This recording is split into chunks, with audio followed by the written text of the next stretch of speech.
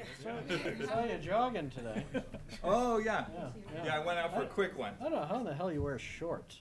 Of course, you got a hat.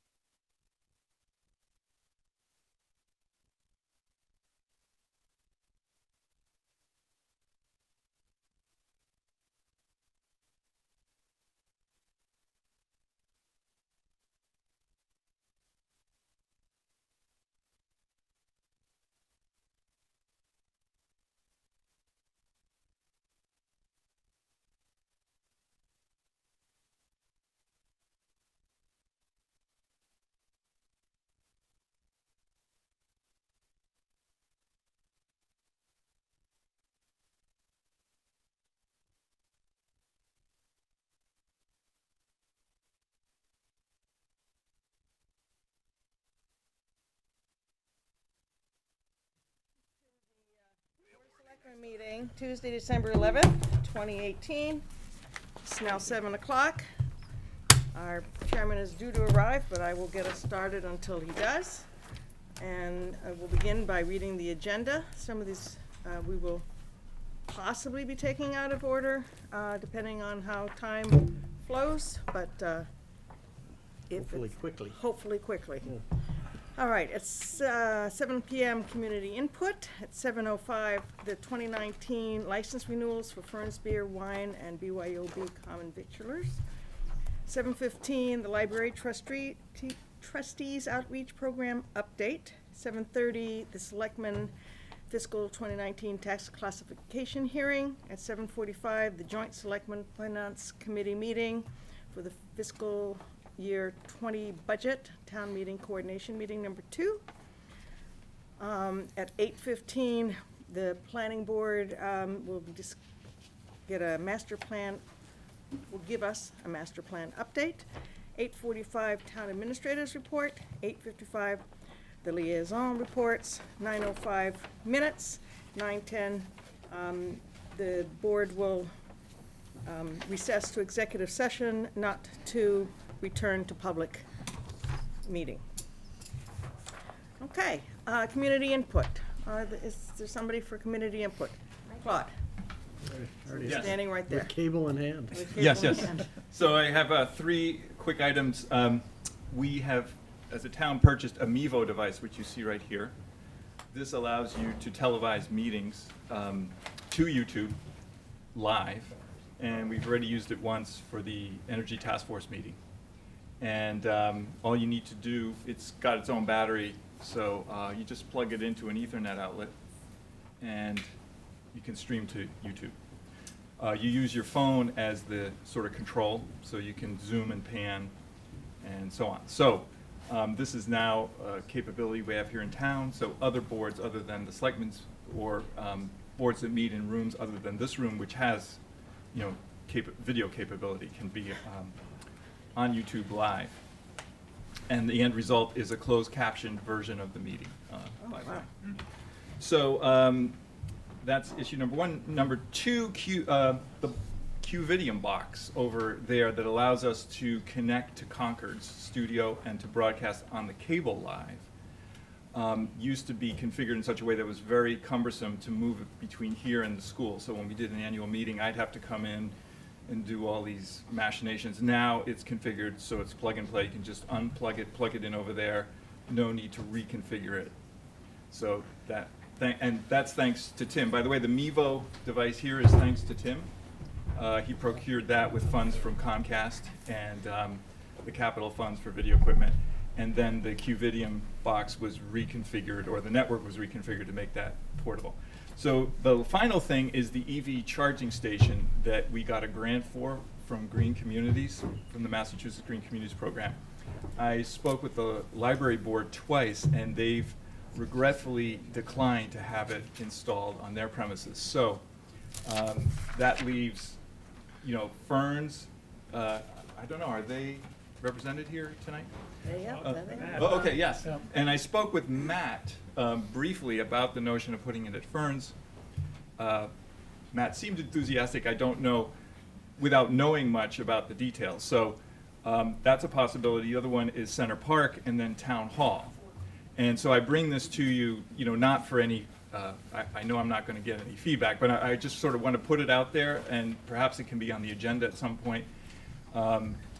It turns out that the Historic Commission controls these properties as well, except for the far part of the parking lot. The gravel part of the parking lot here is not in the historic district, which would make things potentially a lot easier because we don't have that much time to get this done. And you know, from a project management point of view, if we don't have to work with the Historic Commission, it could make things a lot easier. So this is something that's probably going to come up at some other meeting. I just want to make you aware of it and what the status is of that project. Thank you. Thank you. You. Sorry I was late. That's okay. My We phone get may ring, and if it does, I'm going to have to get up. Oh, Uh, you should have gotten a yes. text. Yeah, Well, you got a Did you few get a text from Luke? Probably don't read them though. So I apologize now if my phone rings. I am going to get up because my furnace is not working. I Oh. want to get it working again. Okay. Okay, so we have 705 license renewals. No, we're still on community input. Oh, I'm sorry. Community input, anybody else? Come on up. Before I start, there's a liaison Excuse me, meeting. do we have your name, please, and address? Okay. Since Jeannie we don't know Janetsko. you at all. Stranger. Jeannie Janetsko at 898 Maple. Before I start, there's a liaison meeting listed for 8:55. Is there going to be one on the Deer Committee thing that's going to go on? It's just a request to see if you can let me know. I have. Are you gonna be doing a liaison report? Committee? Are you going to talk about? I it? was too late to the liaison to the Deer Committee meeting to really give a full report, but I do know that they will be scheduling probably in January a hearing. Okay, well A that. public meeting, but Public not a meeting, hearing. public. Okay, well, that covers the first one, because at the meeting, Dan didn't know anything about getting together for a town meeting about the results of the deer hunt. So that covers that. I'm concerned that the Deer Committee is thinking of extending the season to the end of December. I do want you to know that some of the deer stands were reported as facing the trails against assurances that they were not going to be facing the trails. Another item is that cameras are mounted by some of the hunters on town lands, not only during the hunt, but 2 to 3 months prior to the hunt to monitor deer movement. So that means citizens are being monitored as well. And I think that people should be at least informed that they're going to be monitored on the cameras. And an old request that's coming up is there's a Deer Committee member who has been inactive at least since the beginning of the year. And I am requesting to replace him since he does not come to the meetings. I could not find anything that said that from the election of May 2015 that there was a timestamp on asking the selectmen to put an article on the next town warrant. So I would like to avoid the process of doing that. So I would like you to find out if legally we can bypass another, not bypass, but go ahead and get an article on the next town warrant. And finally, believe it or not, the town of Hastings, I've got good news. The town of Hastings on the Hudson has, and I'm going to give this list to Jen, in New York, has had a program with Tufts University Veterinary School to control deer population with contraception by vaccine. The data collected so far shows that the vaccine is effective at reducing fawning rates. Deer count was done with IR cameras to determine the population of local herds. And this is a really big advantage, and since the program uses darting, homeowners gave permission for the darters to go on their property, which would probably be more likely to happen here for people who don't want the deer to be killed. The town is in the 4th year of the experimental program. At the end of the 5th year, if the white-tailed deer population is found to have been substantially reduced, the town has decided it will adopt a regular contraception program to control the deer. Tufts is developing the technology for deer recognition using cell phones so that deer don't have to be captured, which means the pricing is going to go down significantly. And there is a presentation on this that I sent to the town administrator's office.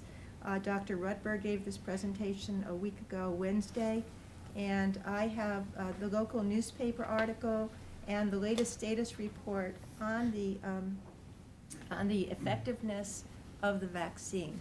So it looks Thank you. very, very promising. Thank you. Carrie, is the deer committee, I mean, the hunt is over this year, right? The hunt is over, Okay, yes. so they're not extending it through the end of the They year? are not. The state extends its This is for you. state deer committee for rifles and, I think they call them primitive weapons or something, but flintlocks and things like that. So that, and shotguns, that has been and will continue to be the case till December 31st. Yeah, but not on our public Not on our lands. property,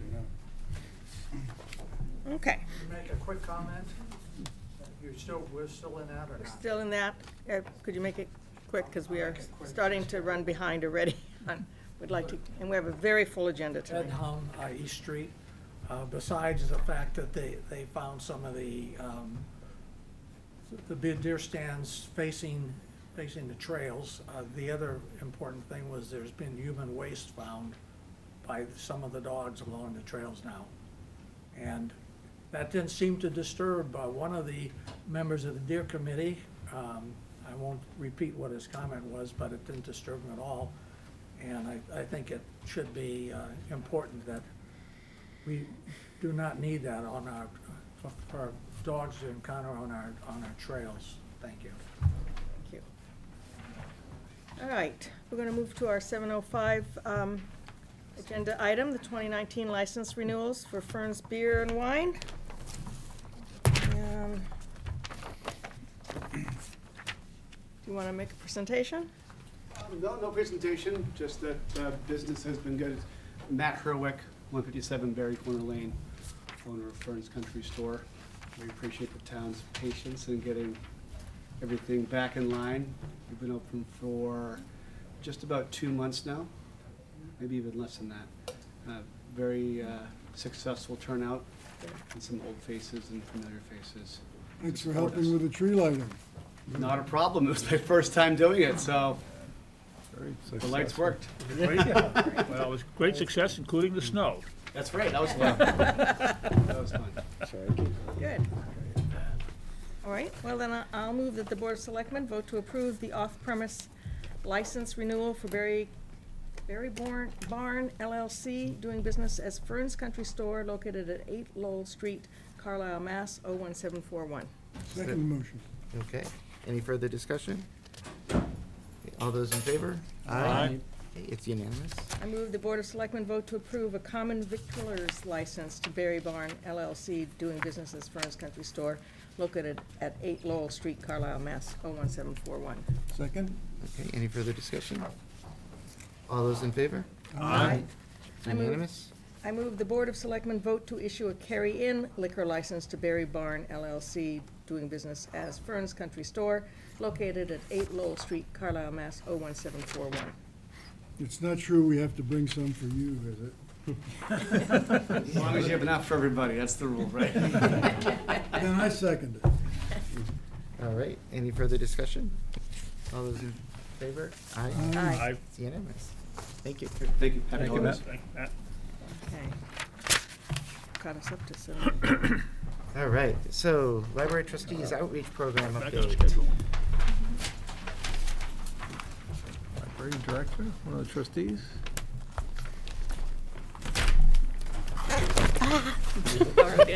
I'm good. You've got I'm the really chair. good. You've got the chair. I got the chair.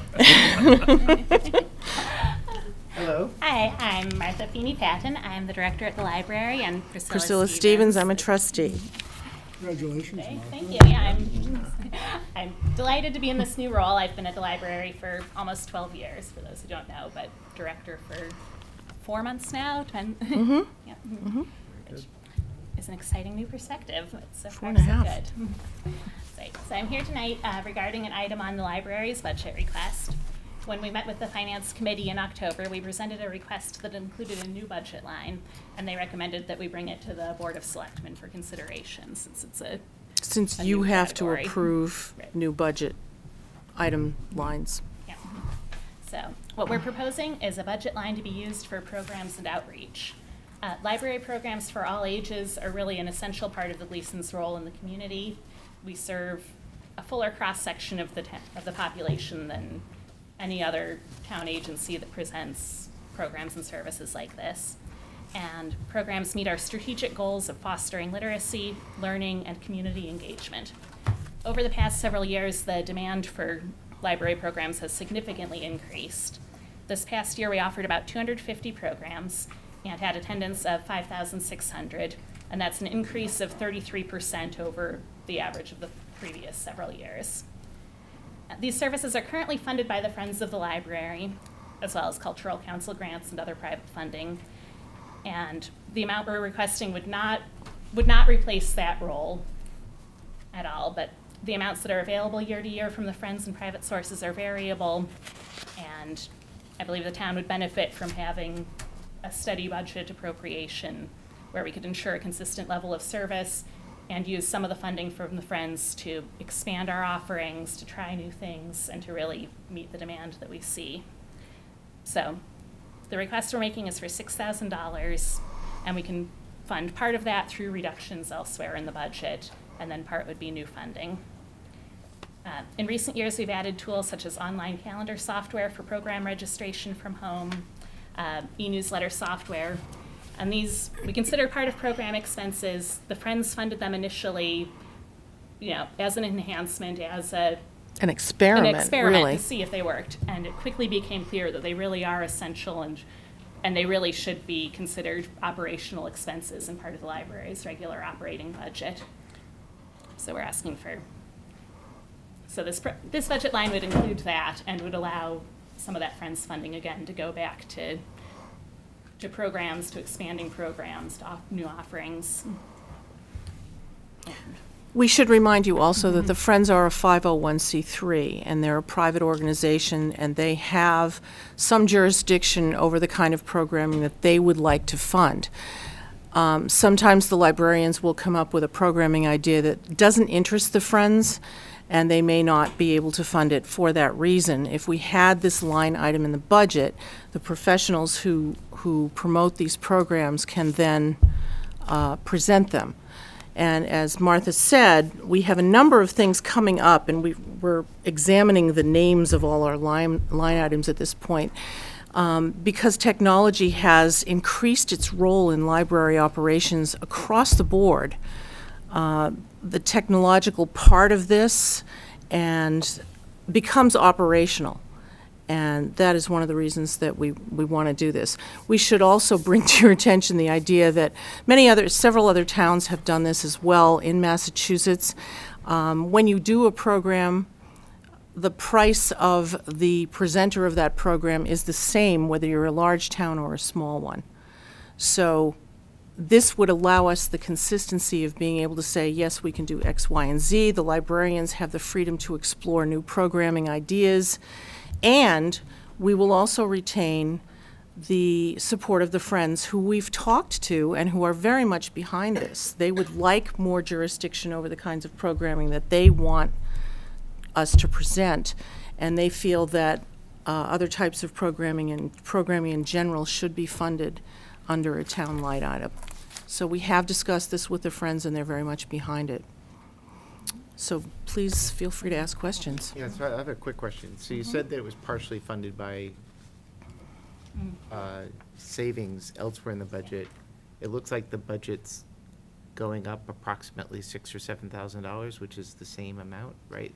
So there's like roughly 10,000, right, for wages It doesn't seem to be increase. reflected in this Right. document. Yeah, I think the area where there were savings is the automation line due to increases in state grant funding and efficiencies through that's the library consortium that we're part of, and our membership fee for that. So that cost is going to be decreasing next year. Okay. But the budget is going up by more than the $6,000.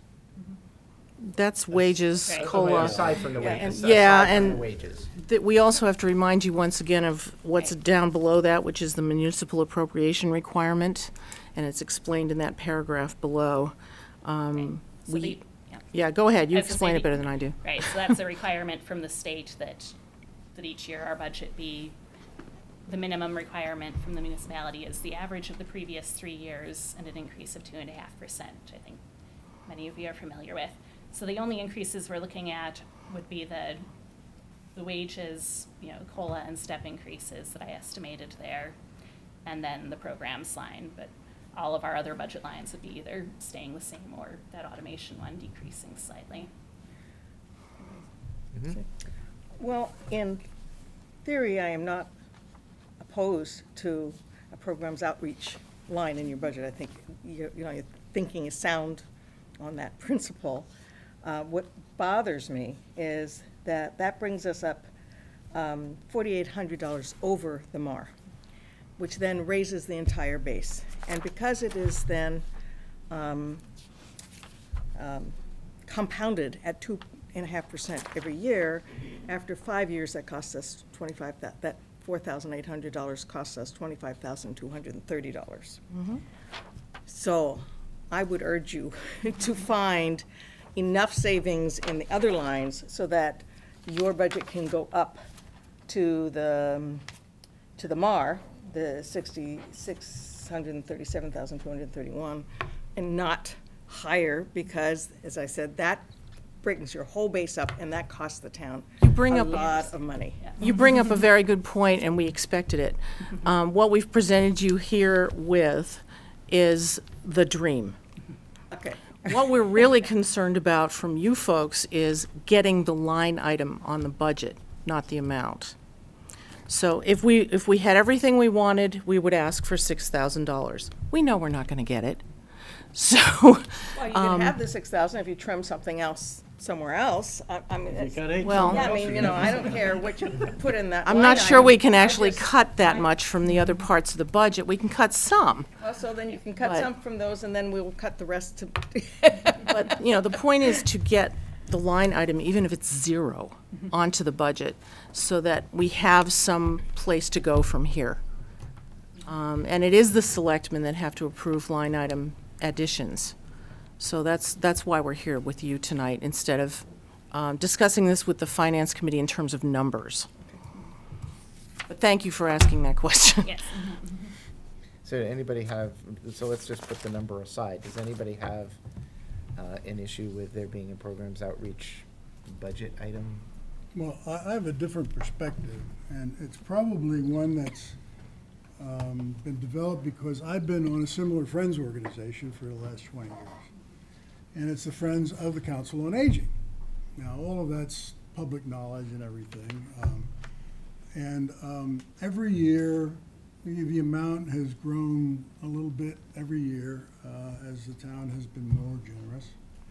But it's to the point that there's a predictable amount to the tune of, and this is another public record, $20,000 that the Friends provide to David Klein and the COA as a grant, with very little restrictions on it. I mean, it's his and he can spend it or return it or whatever he wants to do with it. And so that's worked very well. And it's funny because last week I wrote my check for the Friends of the Gleason Library. Thank you. And if I learned that the Gleason Library's outreach program, part of which is funded by the Council on Aging grant, by the way, we fund some of the program. Yes, you do. Mhm. Yeah. If I found that that was no longer going to be part of a community-based organization in support of the library, I'd stop writing checks. I mean, why do I want to be a friend of the library when the town's taking that over? Because this is only going to fund part of it. I hear what you're saying, but I'm talking about the optics of it and how it affects people's thinking. I mean, I would ask you just to consider the impact it will have on the support. You said you talked to the Friends of the... Yeah. You didn't talk to me. I'm a friend of the Gleason Library. We talked to their board. Yeah, yeah. So, I mean, you talked to, what, 1 or 2 or 3 people. Well, there are, what, 100 people that contribute? Well, there are quite a few more than 3 people on their board, but Yeah. So I just throw that out as a consideration. You may want to consider that, because I think it's going to, we've talked about it in the Friends of the Council on Aging as well. We're a 501c3 and tax exempt and the whole 9 yards. And we've decided, you know, we want to be the ones to provide the community support to this function for programs. It's all for programs that the grant goes to. So Okay. Just as just one person's viewpoint, but it's something that's worked for the last 20 years. It's continuing to work, and every year or 2 or 3, we get a check that was so big we never anticipated it would ever come in, because of the support that the board of the Friends has given to the Friends for so many years. That means something to some people. So I appreciate that. Yeah, that's a useful perspective. It to is. keep It's in a very mind. useful I think you perspective. got to think long and hard before you. Well, we have thought long and hard, Gary. And one of the differences here is that, is something you said yourself in this last statement, all of this is for programming. And you give David Klein carte blanche Pretty much. as to what he does. Yeah. That does not happen with our friends. First of all, Have you we do. asked them, Yes. and they just refuse? There are occasions when they will say this doesn't interest us, or this doesn't seem to be part of our mission. Yeah. So there have been times when that has happened, but more importantly, Martha mentioned, for example, that they will fund things that are experimental. And then when they become operational, it's not within their purview to fund them. For example, this outreach technology that allows us to register people and do head counts and keep track of calendars, which the Friends originally funded, and they were happy to do a year's subscription of it. When it became clear that this was something that the librarians needed to use on a daily basis, then it becomes operational, and the Friends as a 501c3 cannot fund it. And there are a number of things that are happening in libraries today that are, as I said, increases in the use of technology in daily planning. Some of them work, some of them don't, which is why the Friends will fund them initially to see if this is going to fly.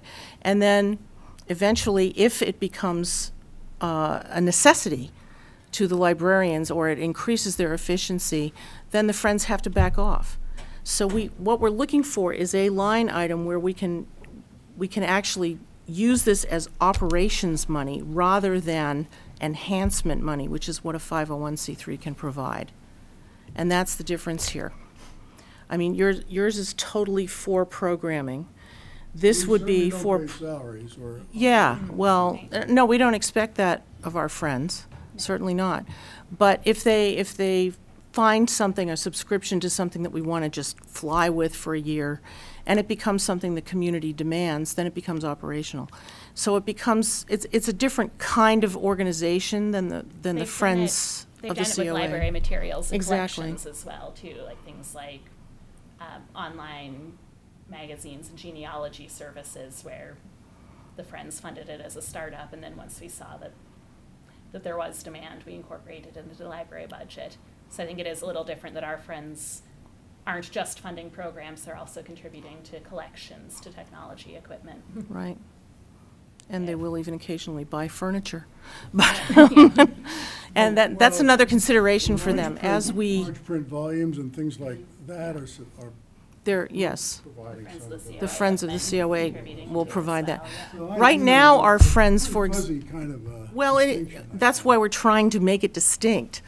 But right now, for example, our friends are pulling back a little bit because they know we're going to be doing an interior space study, and they want to be able to provide furniture, materials, shelving, whatever might be needed for a rearrangement of the interior of the library if they can, if they have the funds to do it. And that's one of their interests. And they are certainly free to do that. So not all of their money goes to programming. So what That's- specifically, like in the first year, what specifically types of programs would you be funding out of this line? Well, the outreach obviously is the technology point. Martha can speak to the programming, I'm sure. And then it would depend some on which programs the Friends still wanted to fund and which ones they felt were less in their purview.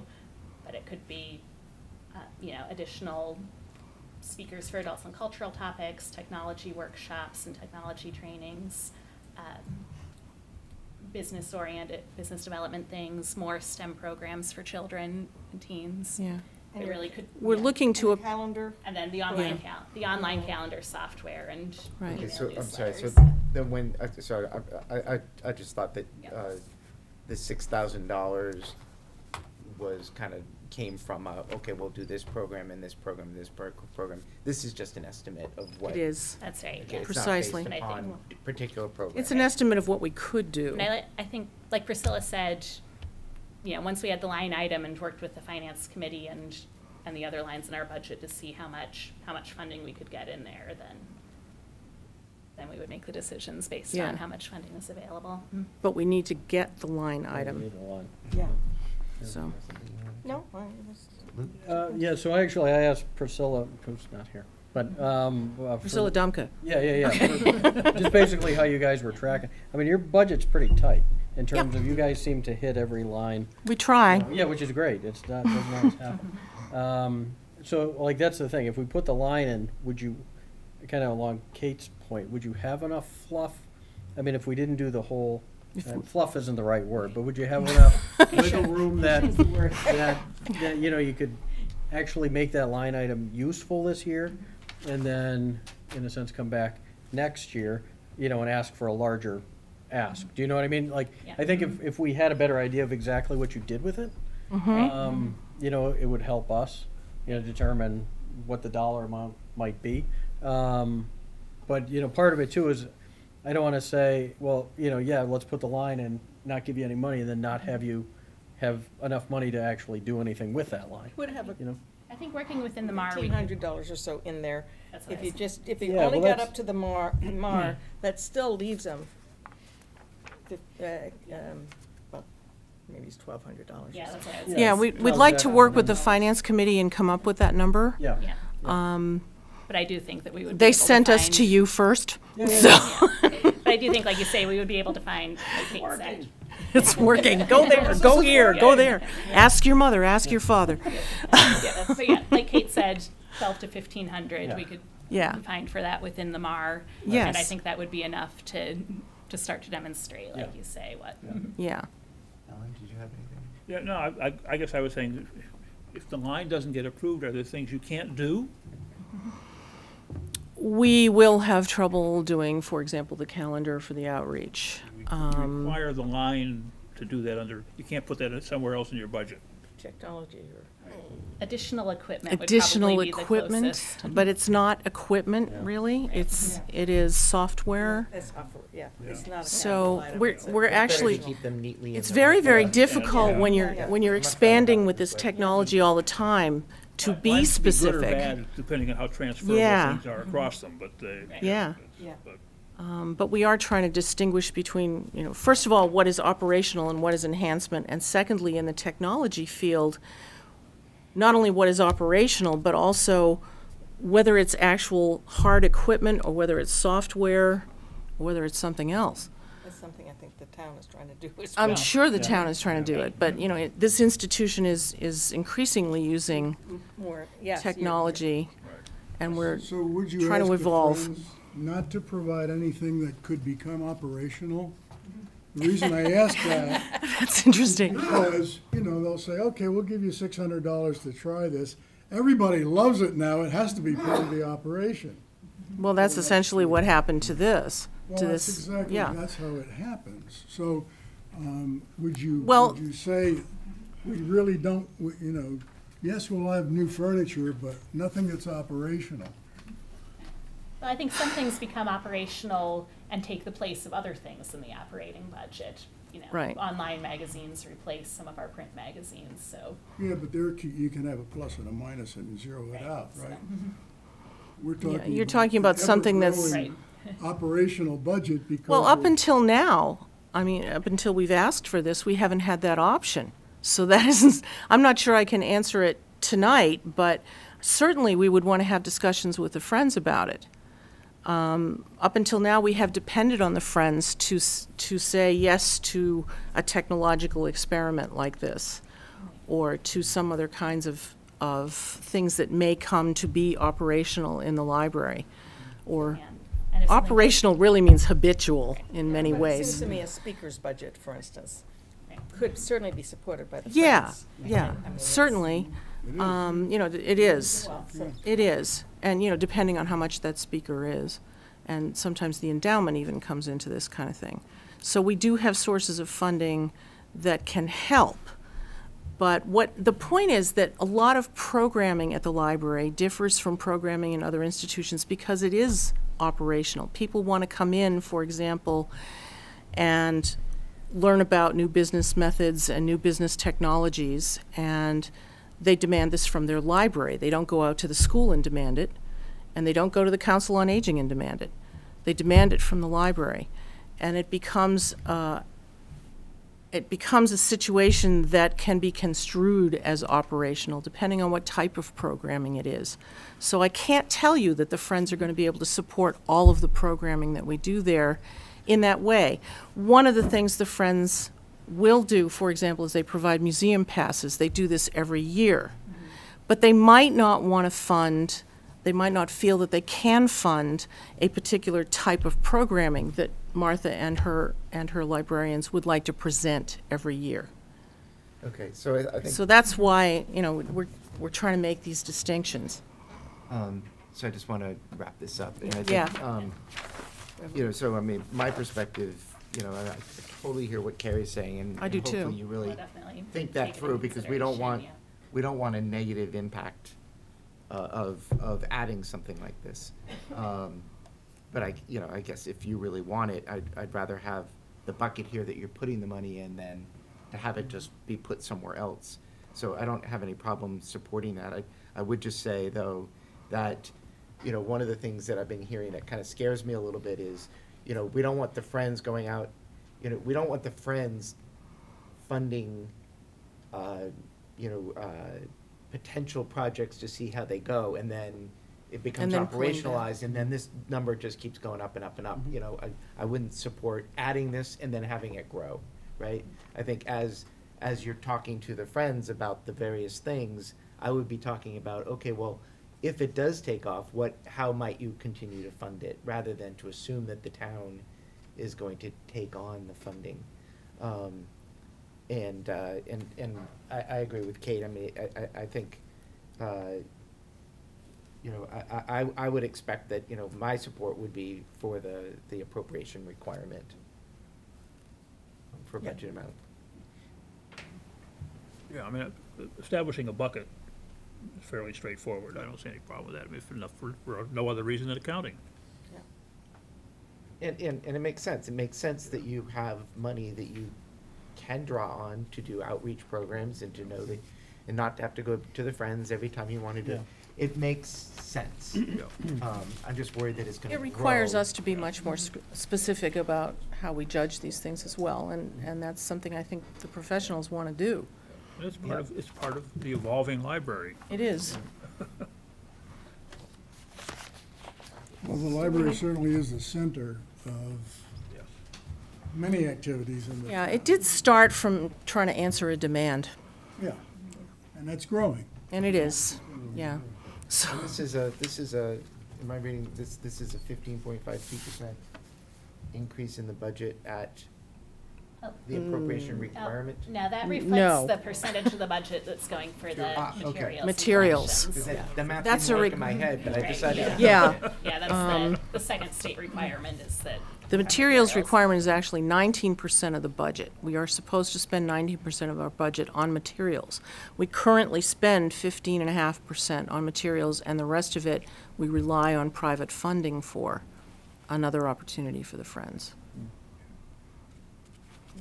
I would move that we approve the establishment of a line item for outreach and programs for the library.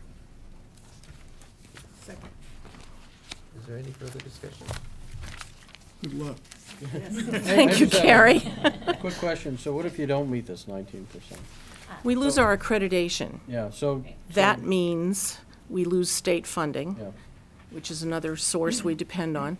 And it also means that we potentially will lose interlibrary loan, which is something everybody in Carlisle uses. yeah, so the Friends makes up that percentage every year? The Friends, the endowment, There's other private funding. other private There's funding. also a Put it in small there. amount, yeah, I think the language on here doesn't reflect, there's also a small amount of flexibility based on the fact that we're open more hours per week than is required for the size of the town, Right. so. So we get a little wiggle room there. Get a little wiggle Other room from sources that of as well. funding are things like the Zelinsky Fund, which funds scientific Yeah. Yeah. material and programming. So All we right, do yeah, have, so we do hit that, though, We and do that hit is that. actually Yeah. recorded somewhere, Right, then, yeah. okay. exactly, Yes. so, good question. Yeah, the museum passes that the Friends Fund count towards it. Oh, yeah, yeah, we use those all the Yeah. time. Yep. Okay, all those in favor? Aye. Thank you very Thank you very much.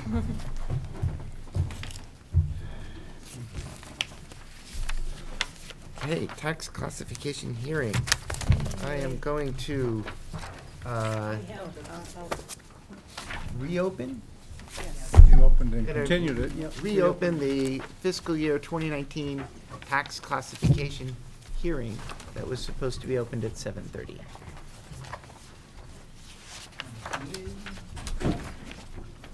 Hello. Thank you. Good, how are you? Thank you. Thank you. Oh, did this change from what we have in our packet? Oh, this, Didn't have a number in the packet. oh, it's got a number in it.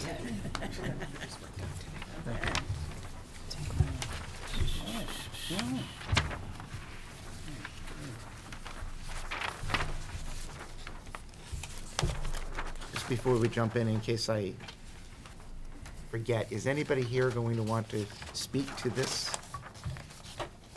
Okay, you're welcome to later, I just wanted to make sure it is a hearing, so I wanted to make sure I opened it up. Okay. So I'd like you to read the proposed motion, because the DOR would like you to read it as the same. Oh, well, do you have a presentation? It is right there, Nathan did it. Yeah. They'll It's make, right here, they'll make the Nathan. motion after the presentation. Yeah, we understand, but Yes. usually we have a presentation. Okay, And then we so- make the motion. So what I did, well, we've been approved by the DOR. So, the new tax rate's gonna be $18.29 per thousand. Yeah. So I did a, what if scenario if we shifted, the tax rate to the commercial properties, but we only have less than 2%, commercial industrial in this town, so it would really affect, small businesses if we shifted, the small businesses that we do have if we shifted the tax rate. So I'm asking for, a shift of 1% across the board for everybody. So the top line. Yes. 1% shift. Yep, so if you did a 1% shift, it would move it up almost $2 on the commercial properties. So, and we've never shifted the tax rate in this town, ever. Yeah. So, Okay. But, so, Maintain the single rate. Right, yes, a we factor wanna of one. Didn't we Yes. just vote to maintain the single rate? No. That's what you do every year. tonight, That's what you do tonight. every year. You do Oh, it so every I'm just year. thinking of what was on, never mind. Last year's agenda. Or Yeah. last week's, 2 weeks ago. so I guess the question is, Yes. this year's rate was $18.17. 18.17. Gone up 12 cents. 12 cents, which Okay. isn't bad. our right. projection when we had That sounds town better. meeting was $18.51. Uh-huh. So part of the reason for the decrease is we have additional new growth that we didn't plan, that Melissa has been able to come up with since Is we that the passed it at. 309,000 Uh, range? It's about almost $5 million more in new growth than we put in the budget. We put Yes. 10 million in. Tax rate, that current levy is 300. It's about 300. It's about 300. And the other thing is, some of our cherry sheet money came in higher than what we planned, because you never get the final numbers until July. So some things come in at the very end to help us, and we've also had some changes in valuations, Melissa, right? So Well, that's, with the new growth, it changes valuation. Yeah.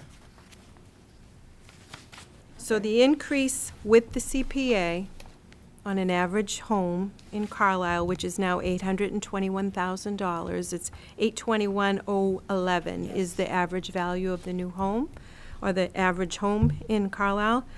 So the average tax increase with CPA is 2.13%. And that's an average. Okay.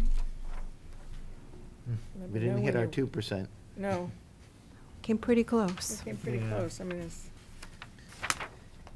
2.13. So close. Where's the average, I don't see the average. I brought something to show you. The- right. That's it. Okay, no, that's the total and, yeah.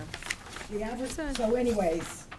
Anyways, The 800. average house is $812,000 in value, which is about a $14,000 tax bill for, on the average. I did have that form, I do have it. As we know, averages are made of high numbers and low numbers. That's right. Not any, one person might not have that increase. And the assessed value is Unfortunately. different than what the sale price would be, Yes, right? yes, Well, absolutely. that's lately, so I'm saying, That doesn't How mean many that the average properties? person is spending $800,000 on a house. 1713. 1713, okay. I computed it by hand, Kerry, to check it, and it came out exact. And we still have just shy of 200 that are valued at assessed at under 500,000, right? Didn't I send you a report on that? Yeah. So, yeah, Is that, it's not a lot under that hasn't 500. changed, but it's No. like 198 or Right. something like under Right. 500,000. And some of those aren't houses, they're just lots. No, I did all No, one-on-ones. those are houses. Oh, you only did I one-on-ones? did single-family homes. Oh, you I'm sorry, did? you're saying that there's 129 homes? 197 homes Are that are under. assessed at under $500,000. That's 8% of the total number of Yeah, homes. that would be like the deck houses and Mhm. things like that. And, Smaller. the biggest impact on that is the age of the house. Yes. So these are not houses with granite tops and wolf appliances. Well, they might have granite tops, but Well, maybe, Well, they can. I Some know, of them they could do, have been rehabbed. You know. but it's the age Yeah. typically, Yeah. right? Age is the biggest Yeah, factor. the age depreciates the value Yeah. of the home. Even though the antiques are selling for really Yeah, well, a lot that, of money. it's even like though- a sine wave, you know, because, yeah. You Yeah, give so some and the it comes back antiques up. sell for good money around here, so. Okay, anybody have any other questions? You read the motion? seems pretty Maybe- straightforward. The other positive thing to bring up is we gained almost $200,000 in excess levy capacity this year, so that's a positive. Yeah, that's right. So we're just under $2 million in excess levy capacity now. And then that's as part of your motion, it's the 1.938 million. Okay. So that's really good. You want me to read it? What else is good about this? Is there anything else? It's only 12 cents? It's 12 cents. We kept it to that? That's Would positive. Help with FinCom? Less than a cup It's of only Starbucks every day. 2.13%? You know, there's only residential here. so Yeah. Yeah. the taxpayer. You need an industrial zone. That's what Yeah.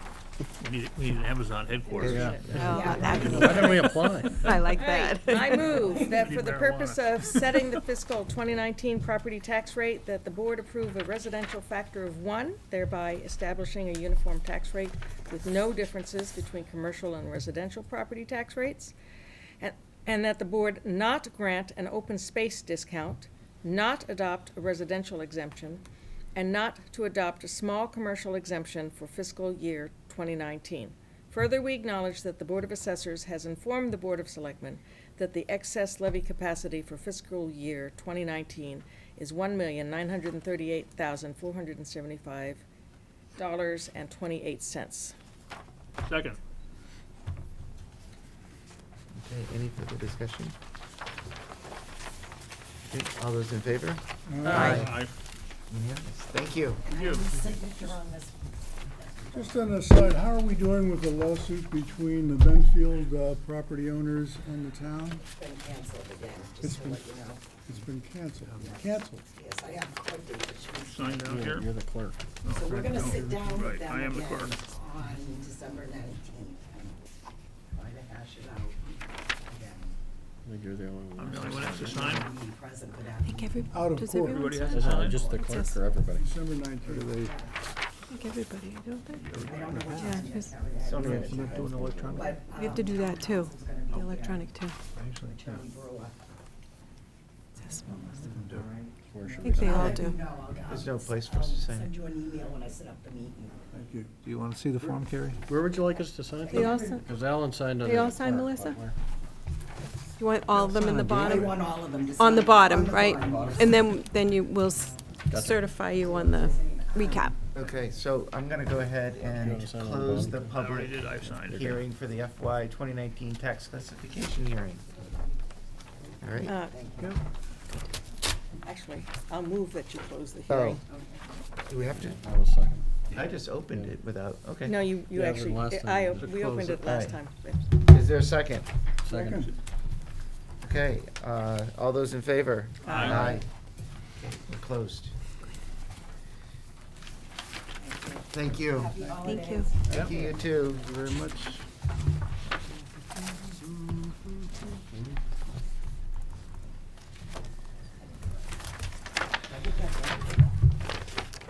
Okay, Yeah, it's going down. joint FinCom, BOS, town meeting coordination meeting number 2. Absent the working meeting. And we have, we've I allocated an hour and a half to this. No, we haven't. think we cut it down. Half an hour. I don't have an hour and a half. Half an hour. No, 7:45 to 8:15, so you, Half an we hour. have 20 minutes. Thanks. So it's Alan on the Oh, okay. All right, So we don't need, you have it? Either way. Oh, I do have it, yeah, but Scott's gonna run on the TV, I guess. Does that? Alan, sign it at the I bottom. signed it up top, but it's down below too. Oh, yeah, You wanna grab please. the? Okay, thank you.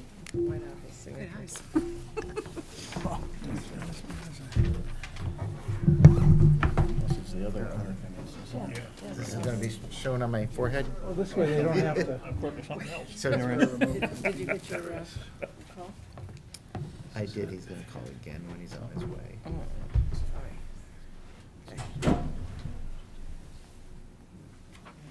Do you know what the levy amount is on Martha's Vineyard? No, what is the levy amount or much? 3.17.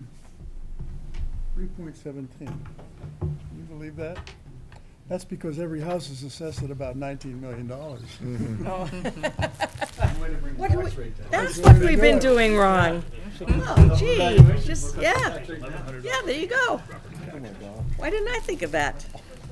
They got all this industry. Tourists, they have tourists. We need tourists. That must be from Jen, right? Yes. Thank you, Jen. Thank you. Excuse me. Just move this over here. Is that better? All right. We're ready for this. All right. So we are now coming up to a one of the milestones of the process, which is in about a week. We will be, from a FinCom perspective, publishing and distributing the guidance. And as part of the process, we typically have a working meeting, which we couldn't convene a quorum on Monday, which was yesterday. However, I think, looking at some of the things that we would want to have discussed, I think we're okay in doing that. Not ideal, but certainly if there's anything that comes up or requires additional discussion, there is time. We'll publish the guidance.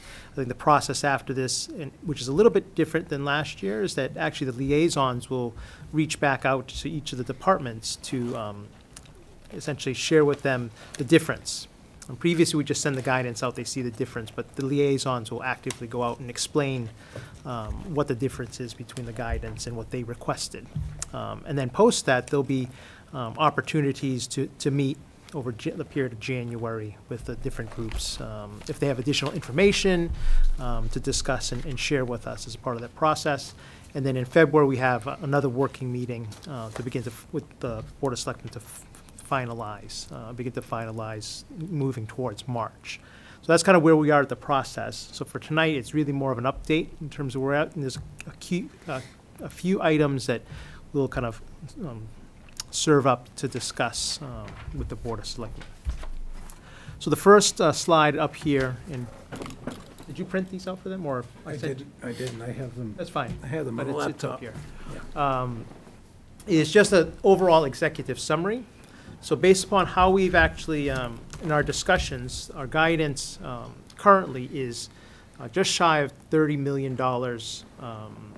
It's a growth of about 4% before long-term caps, long-term debt, and COLA. And long-term caps is still being worked out. We did put a placeholder in there, but in order to kind of see what the actual growth is on the kind of base operational budget, I kind of pulled that out for that particular number. The summary sheet at the end has a line item that shows what we're kind of assuming for that. And COLA, we always exclude that at this point for the guidance. Some of the outstanding items requiring further discussion and input from the Board of Selectmen is around $96,000, just shy of $100,000. Primarily personnel types of requests that have come up. I don't know how many have come to the Board of Selectmen to review those requests, but as a part of that process, that is the check boxes that they need to kind of go through, which is discuss with the Board of Selectmen. Obviously, first bring it up with Tim, and he kind of vets as to whether there's a need there, and then it goes Board of Selectmen, Personnel Board, before it actually comes to FinCom. So we'll get to that slide in more detail. And there are some outstanding items that need updating. We have put placeholders in them, but we do know that there are things that will come up in the next few months that may kind of change it a little bit. So I put them up here. Blanket insurance, we put a plug number of about 20,000 increase. We know that we've been overspending that budget line item, so we made an adjustment for it as a placeholder. Group insurance and Medicare, we assumed a 13.5% increase. That's between 10 and 15%. We kind of put it in the middle there. Not exactly the middle, that would be 12.5.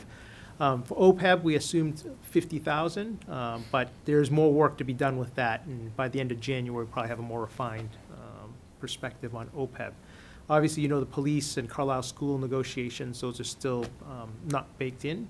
The vocational school, there is a perspective on it, but there could be other students that come in, and in late March, there's additional information that will come in that might change that number, but that will be too late. I just highlighted there that there is another bit of information that we'll get in at that time that could change what we know, but by that time, everything will be printed. Peter, where's the fire chief's assumption in that number? The fire chief's number is in the guidance. In the guidance, okay. It's in the guidance. And I would just clarify, there is an assumption in the Carlisle school budget. That's right. But obviously, the contract negotiations are ongoing, but there is a number in there. Yes. Assumption. Yes, because I think, yeah, exactly. Long-term debt, we'll get a refined view of that in terms of post-discussion with the advisor, our financial advisor, and that's still outstanding. In terms of warrants, we've identified, and this is a good place to kind of compare notes to make sure all of them are laid out. I have a summary slide there with the warrants and the amounts, and if we're missing anything or the numbers are wrong, that's a good place for us to make some edits there in that.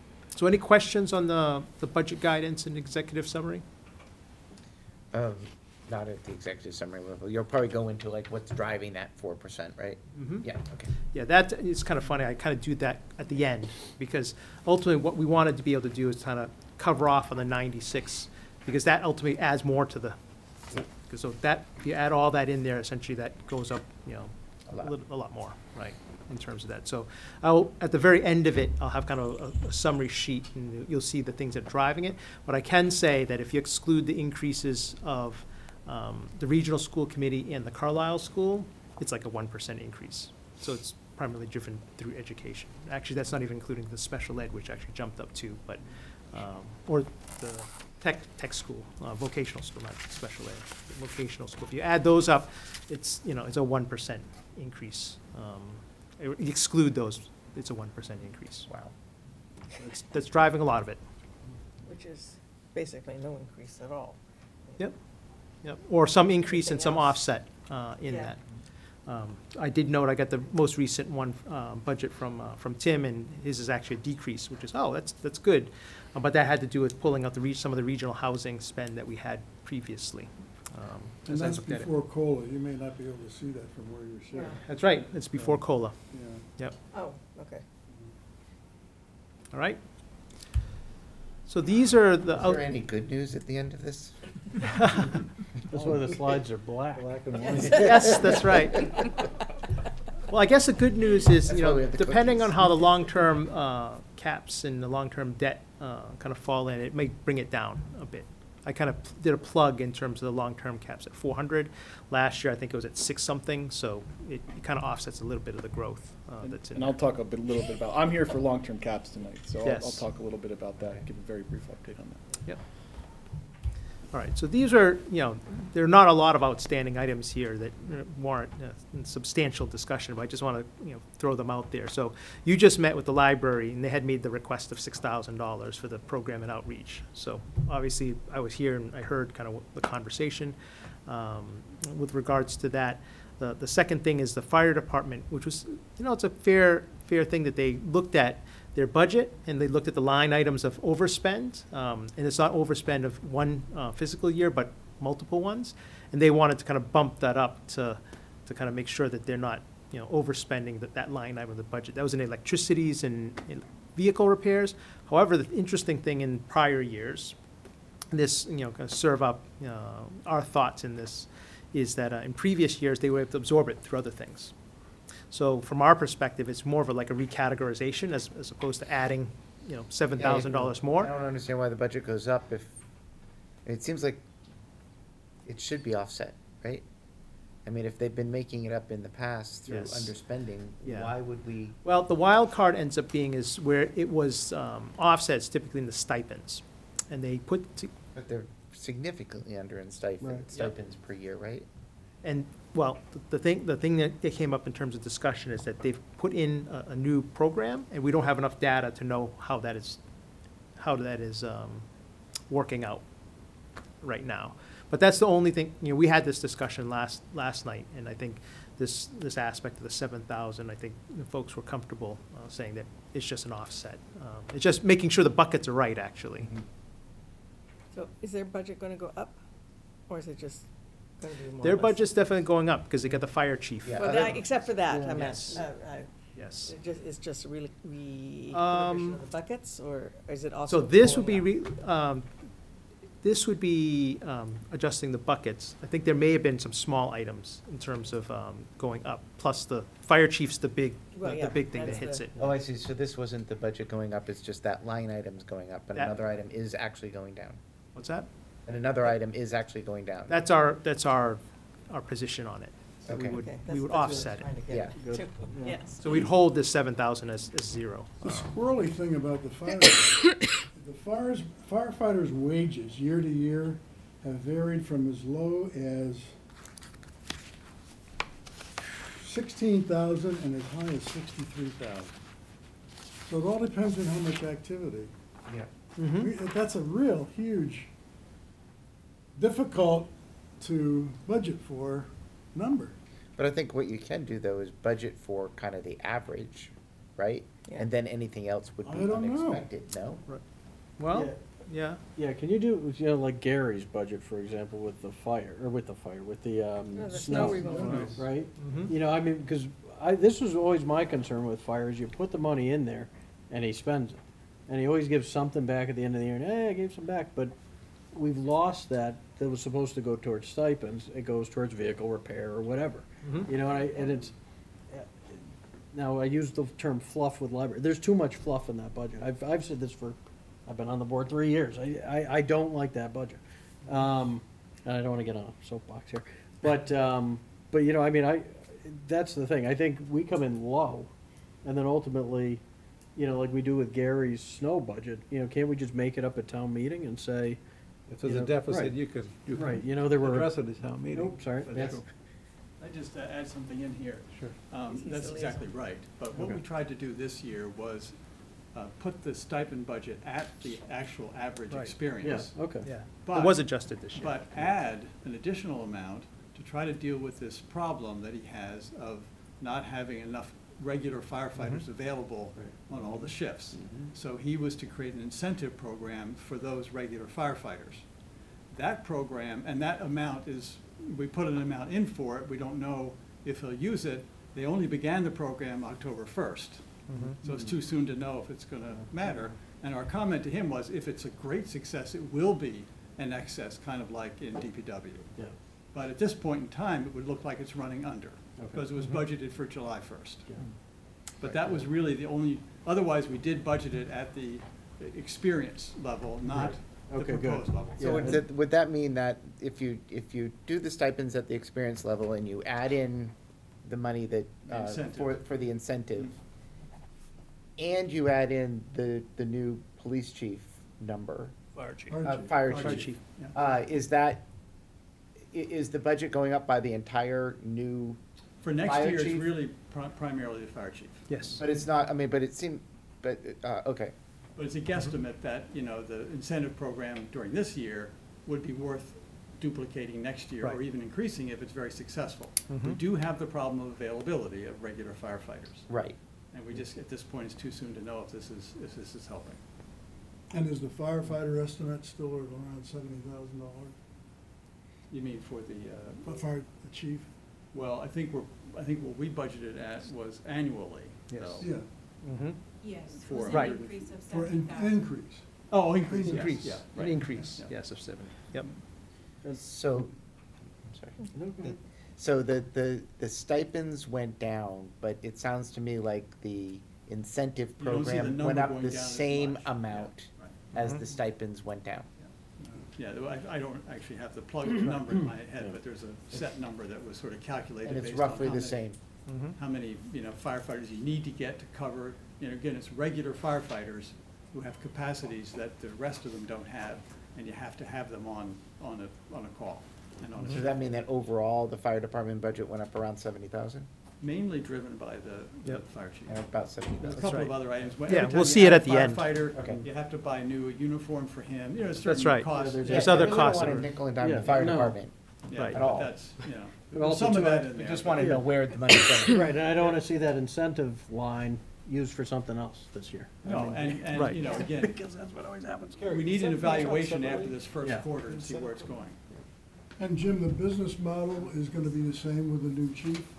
Well, you know, he may have a whole different idea, you know, and that's, we'll have to wait and see what he wants to do. But we're assuming at this point, based on, you know, no contrary evidence, that we'll keep going with this. So part of the discussions about with candidates? Well, we're not involved Oh, in you that. wouldn't know yeah. that. No, Oh, sorry. There have been no discussions with candidates except by the research firm. About the business model? Anything. Correct. Anything, yeah. But the shortfall of availability for regular firefighters is still there. So he'll have to, he might say, this isn't the right way to do it. That's fine, but somebody's got to deal with it. All right, thanks. Thanks, Jim. All right, so that was the fire department. Like I said, all of this, there'll be a summary at the end, and you'll see kind of the increases there. So the biggest number here is the 81,000 in terms of additional staffing hours. The town clerk has asked for additional 6 for the assistant.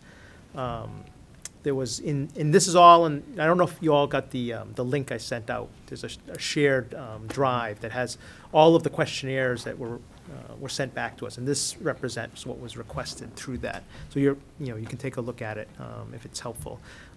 In there was a request for a full-time police officer. 65,000 was the estimate, and then Conservation Commission, additional hours, as well as transitioning support from the revolving fund to the operating budget. So if you remember the conversation last year, essentially, I think it was the prior year, they actually had approved an increase, but some of it was actually being paid out of their revolving fund, and then some of it through the town. So they're looking for that to be rolled into the operational budget, because they're looking at the revolving fund, and it's continuing to go down. If you kind of draw the line, using math, eventually hits 0, I think in the next fiscal year. As I recall, when we had that conversation last year, they assured us that that revolving account was going to pay for Perpetuate. this person, and that we wouldn't have them coming back to us because it wasn't. It was probably the prior year. Yeah, I think it Maybe was, it was I think the it was a prior couple of year. years ago, Yeah. yeah. And Whenever you it know, was that we last had year that it came up conversation. again. and last year was the Board of Health, because they wanted to pay out And- for and- revolving Yeah. fund. yes. And while theirs is probably Or a little maybe more I'm sustainable, ultimately, this is conflating the always two. probably what happens. Yep. Revolving funds Revol- disappear, and oops, well, so it's part of Yeah. the budget. Well, it's a little bit like the conversation we just had with the library in Right. certain respects. That's It's right. like- That's a And, 25% increase in hours on the conscom. Is that a 25% increase? Let me think about that. So I think they want to go up to, they want to add 5 hours, and then there's a 3-hour shift. So it's a shift of eight hours. So that, 27. and right now Yeah. it's at 27, Oh, yeah. like that. I believe this is the same ask as last year. Oh, okay. Yes, it was the same ask as last Could you year. remind me also Same about ask since I've been on council. the police Yeah. department. Did we give them a position last year? No. They- No. No, we didn't give them. No, Because for the last year, it second seems year to in me a they row. asked for 2 Was it positions. At least. No, they asked, well, they asked for 1 And we, with He the eye gave a toward. plan of, Yes. of it Okay. going forward, and Right. it's been declined 2 years in a row now. okay. He's looking for 1 full-time person so that everybody's full-time and there's no part-time people. That's what that does. Not yet. No, Not yeah, yet. it's, I think he's gotta get to, right, I think he's gotta get Three to, to get to all full-time. Right. Yeah, that Yeah. he needed. He's 3. Oh, He got Yeah. 1 a few years ago, and he would need 3 more. right, Really? yeah, he's not quite there yet. Yeah. Mhm. okay. Right. So those total up to about $81,000.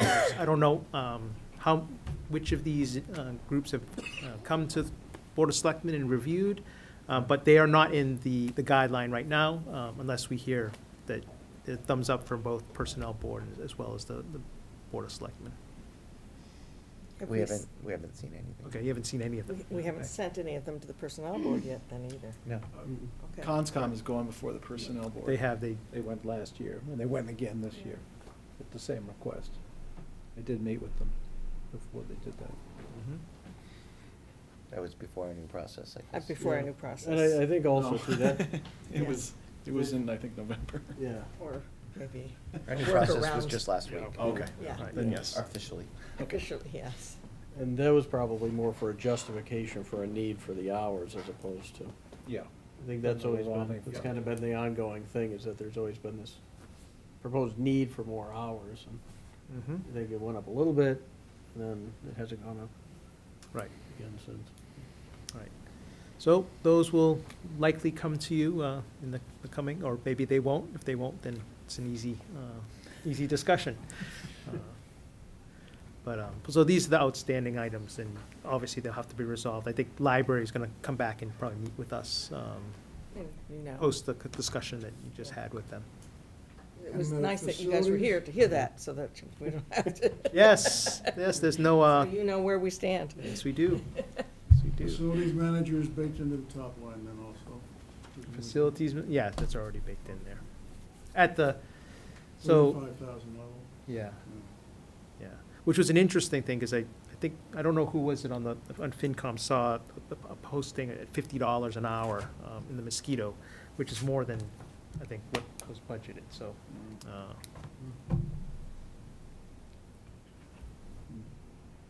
All right.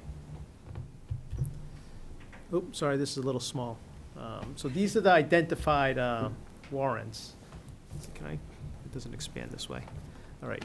So the first one was, I'm not sure if it fits under DPW, but essentially it was the construction funds for the critical safety measures at 3. Deb had sent me an email on this, saying that the Board of Selectmen supported putting a warrant in for this, which is critical safety measures at 3 crosswalks on Bedford Road. Oh, that's At $115,000, only 50 if, it changes to 50 if Complete Streets grant is received, which you'll find out in January, February, I think they So I think, said. I think, No, We found out, okay.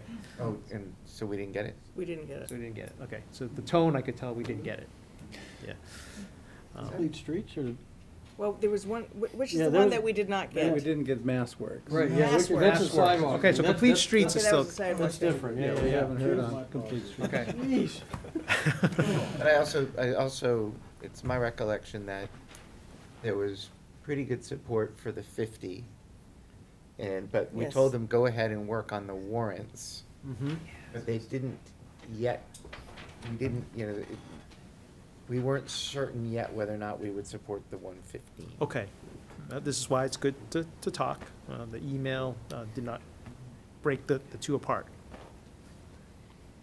I'm Yeah. summarizing it Yeah, correctly, right? I Yep. think so. Yeah, That's what correct. I You're recall right. too. So I think, yeah. Well, we certainly supported the 50. Mhm. Yeah, Yeah. I think the question that we had in our discussion, because this was new in terms, I put it in the summary slide for the FinCom to look at, was 3 crosswalks at 115,000.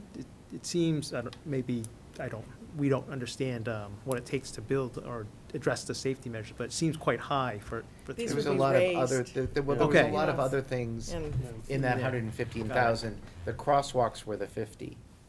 Got it, okay. Yeah, but they're also not just painted lines, just so Right. that they Yeah. constructed crosswalks. There's lights that precede them by several meters so that the oncoming traffic gets advance warning that they're gonna have to slow down. And then there were certain handicapped accessible things to make it so that a vision impaired person could actually figure out where the Where it ends, or, yeah. starts and Or where it starts ends. and ends, yep. Yeah, and And it landing was pads. I mean, so one there's- raised And one crosswalk. raised one.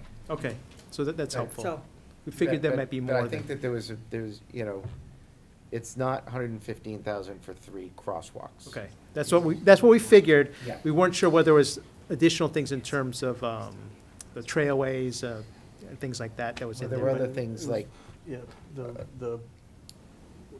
in the rotary. making the road narrower Right, and having Oh, yes, rumble that's right. strips and stuff, yeah. Okay. Speed mitigation things. Speed some mitigation. things that are in the bigger project, which Okay. is why we So were it's not saying- just the crosswalks, Yeah. per se? Yes. Okay, that's helpful to understand.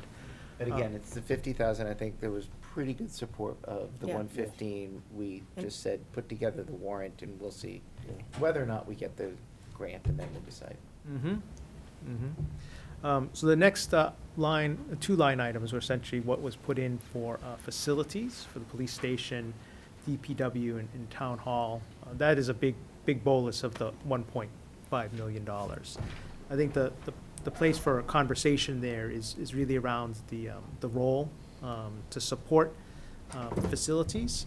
And I think the whole aspect of, and Tom had been, come to the facilities committee, is really around whether we recommend such a large sum if you don't have a facilities manager there.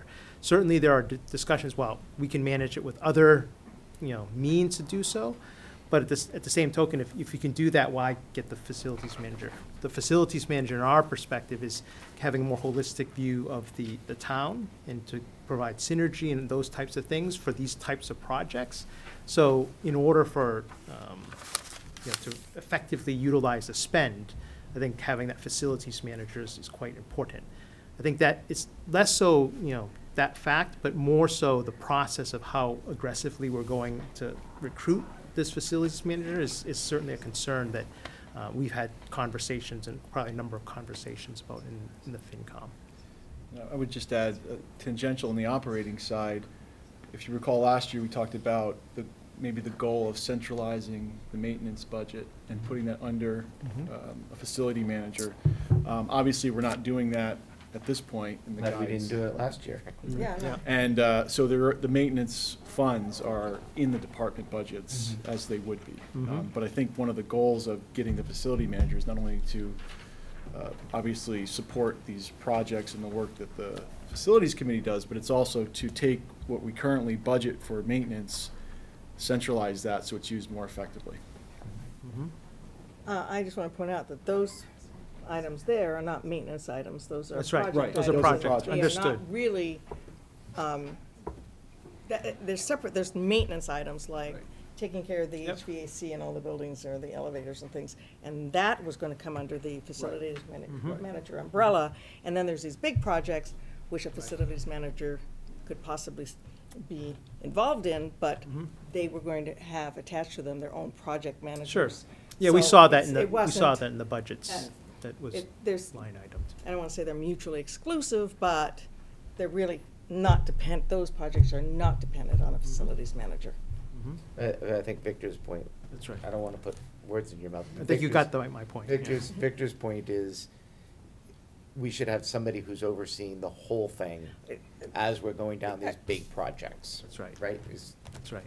And I think it's seeing the whole thing and really solutioning how we can get somebody on board, whether it's very quickly coming to the decision that maybe this is what happened, but what we're offering in terms of the amount for this role is not high enough, but that would have to go back to obviously changing the job description and going back through the personnel board, but really seeing it, this is an important thing to drive through to fruition. Very important. Because now what, we're at the end of December at this point, you're almost halfway through the fiscal 19 already. Save money. There you go, there you go. Well, You then can we save find money out- that way. Yeah, but the problem is you can't bank it and then say, okay, we can front load the job and say that, have the person work a little longer to catch up to begin with. Right. It's still, it's really almost, it's lost money. I mean, we can roll it back Yeah. into the budget for next year. Right. But we can't spend it. Right, but they can't work full-time and then They be can't work cut. full-time and then be Right. cut. Yeah, so our obvious also perspective is unfortunate. really needing to, I'm not part of that process, but coming to. Make sure that there's a fire lit. Yes, so that moves quickly. All right, so the other ones, treasurer and collector's office, that's a annual thing that is done with the financial consulting. The planning board, you saw their presentation. No, we haven't seen it yet. You haven't seen that? Come on, Oh, it's right behind us. Oh, I said, you mentioned that you were behind us. Yes, yeah. Okay. So you'll see this number coming up for their master planning process of 150,000. The maps, GIS updates at 5,000. I think that was baked into our budget at this point. Is there a reason that's a warrant, the That's- maps GIS? That's been in the It budget. was taken out of the assessor's budget a number of years ago and put into a warrant article. And so we've been doing it as a warrant article every year? Yes. Yeah, I looked it up from last year's warrant to get that number. We can look at if that still makes sense. I'm sure Yeah. it was Yeah, I done for a mean, because this reason. I is don't know. kind of something we need to do, right? Yeah, it's, Yeah, there's some other warrants like that. Yeah. And Okay. we can circle back and see if there was actually a reason that it's Okay. done like that. I don't know. And the note here is that we put under town hall, because it's not only the assessor's office that hits against the updates. I think planning board and other groups utilize that as well. So we just kind of put it under town hall as opposed to purely assessor. Melissa made a mention of that. And the Council of Aging, this is one that comes up every year. I think it went up to 8,500 this year. I think it was 5,000 last year. But it depends on what is left from the previous one. If they have funds from the previous year, they're kind of rolling over. But this year, I think this is the amount they need based upon what they have left in the account. Victor, I noticed the COA has traditionally sort of been flat. They, if anything, they find money from all over the place. Yep. That helps us. But it looks like they're going for a 3 or 4% increase this year. Is that right? let me take a look. So we can look at that if we're good with, oh, actually, I want to go to the right-hand side. So these are potential warrants. This came from the Conscom, which is the repair of the Greenough Dam. There's a Cranberry Bog potential warrant for maintenance, and then the HVAC for Carlisle Public Schools.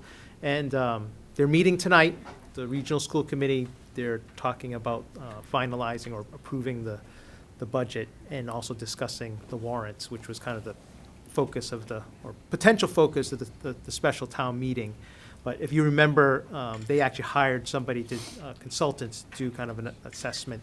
They're reviewing that tonight. And then I didn't get any texts from anybody to tell me whether they made any decisions or not, but my guess is the timing is probably not there. They're probably still discussing it right now in terms of warrants. There's a big technology ask in there, isn't there, in the schools?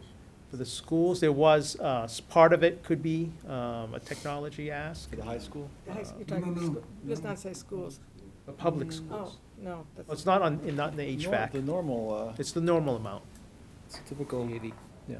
It's That's- 80,000. The 80K is. it's normally, Yeah, I'll talk yes. about that That's in normal? long-term caps. Yeah, they'll be in the long-term caps. All So recurring. are these, are there any other warrants that you're aware of that are not on this list, or potential ones that aren't That would quantified yet? cost money. There may be one coming from the Energy Task Force. Energy Task Force? Okay. I'll put that as a potential. What's the nature of that? Is that related to the solar? It's funding for town greening. Town greening. Some support. I don't know I have no idea what amount it would be. I don't think they do either at this point, or even whether they'll support it themselves. Okay? All right, so, Gotta have some dinner. oh, you haven't eaten dinner yet. Bringing that for everybody? All right, so I'm gonna switch over to, actually, if it's helpful, I can hand these out, because I think this will be quite an eye chart if we try to use this. It's for Unfortunately, I only have copies for the Board of Selectmen.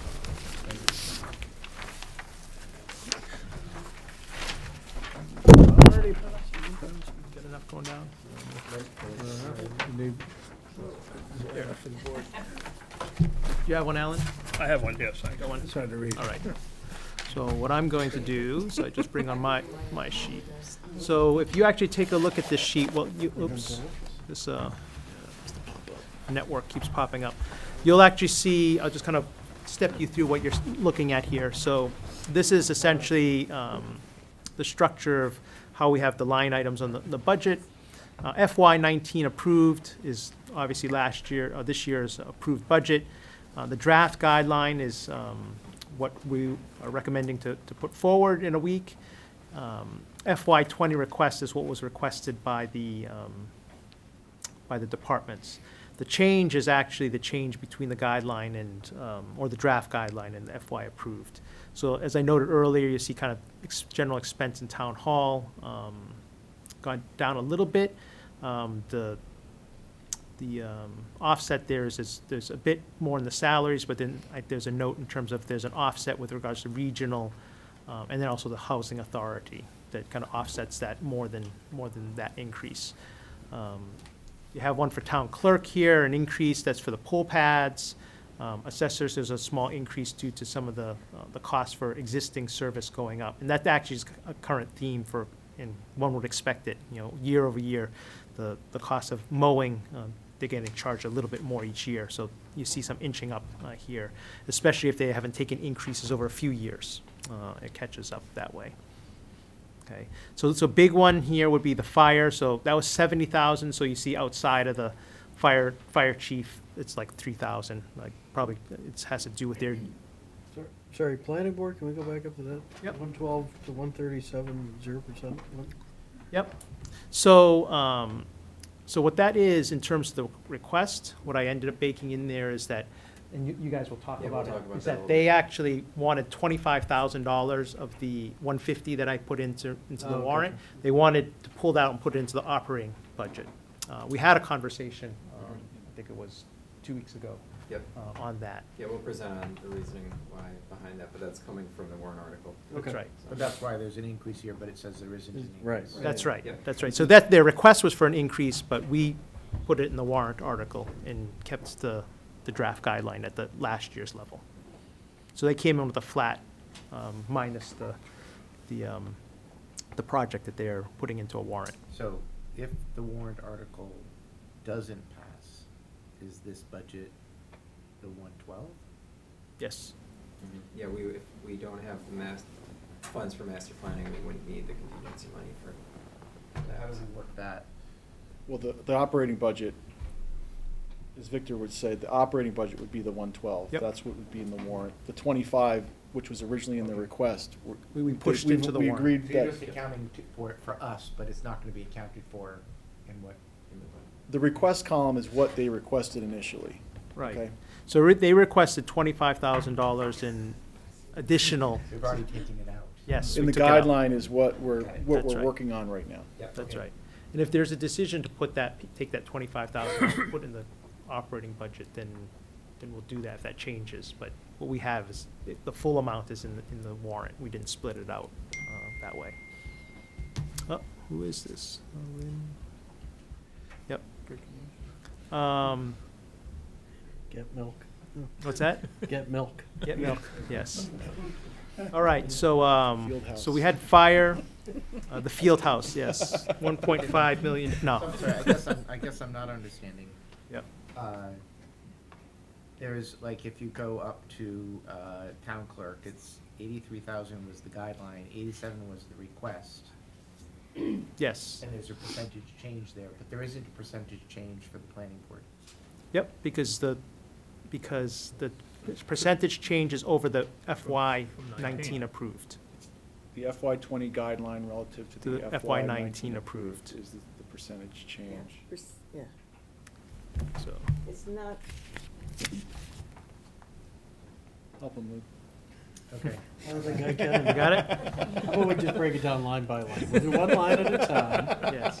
and I'll show you how the We math. have a whiteboard, we could. Yeah. Struggling to see the damn number. I know, well, it's better up there. So both the printout and the screen are That's difficult to read. intentional, by the way. Well, we do have an eye doctor on the board of selectmen. Yeah.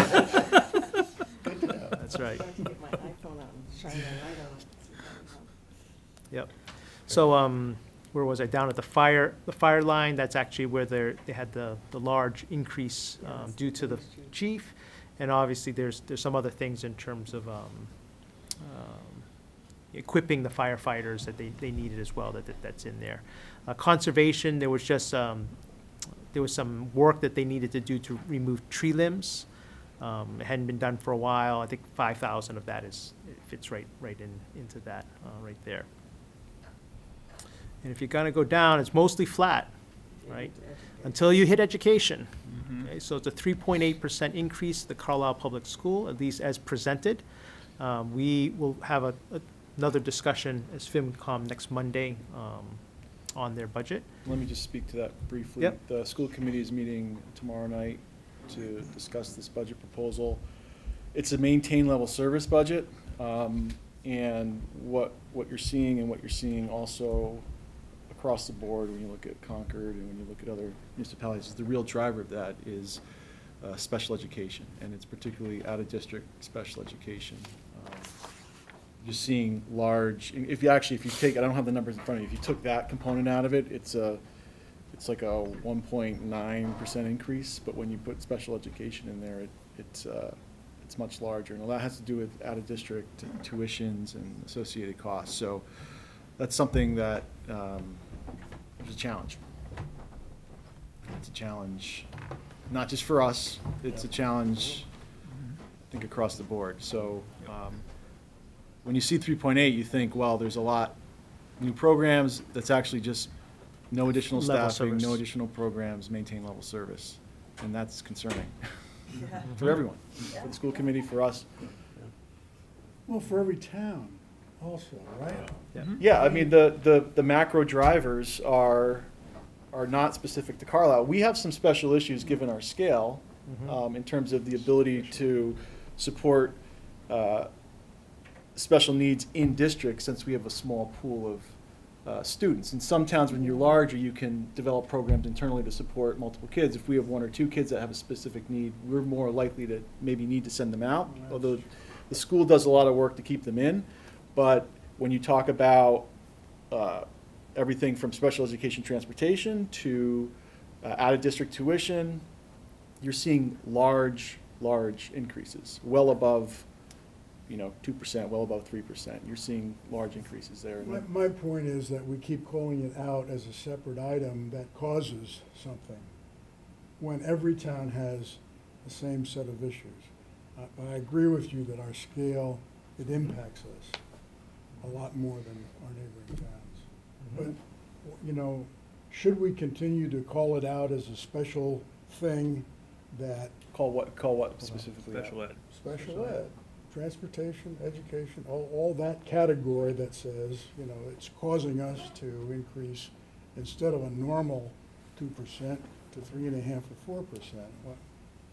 I mean, why are we just not calling it educating our population like everybody? I'm just referring to the line items in the budget and how That's it's. if we wanted to keep the educational budget at 2% like everything else, the children that are not requiring special accommodations would then start to get starved. That's why we call it out. We need to protect those children. I'm simply calling it out because when you look at the line items in the budget and you say, what are the growth drivers? And you have,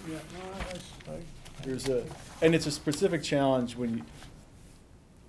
especially when you're talking, because is that due to steps and lanes? Yes, some of that. Is that due to contractual increases? Yes. Are we adding teachers? No. I mean, I think we have to understand, I think it's a discussion that the school committee is started to have and will have, is how do we manage, if these are going to continue, if say out-of-district tuition is going to increase above sustainable levels, well, it either starts taking away from the other line items in the budget, or we find a way to better manage that. And how do we do that? And that's a big challenge, and it's a long-term challenge. Even some of the collaboratives Are very expensive. And their year-over-year increase, I don't know if are very, very high. And actually, we have, on my street, I have a short street, 3 kids going down the district. It's amazing.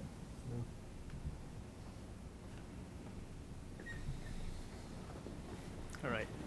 So what else to highlight here? So here you actually have the CCRSD without debt, an increase of 5.3% for us. This was actually the number that was given as a guidance from the Concord FinCom in their meeting.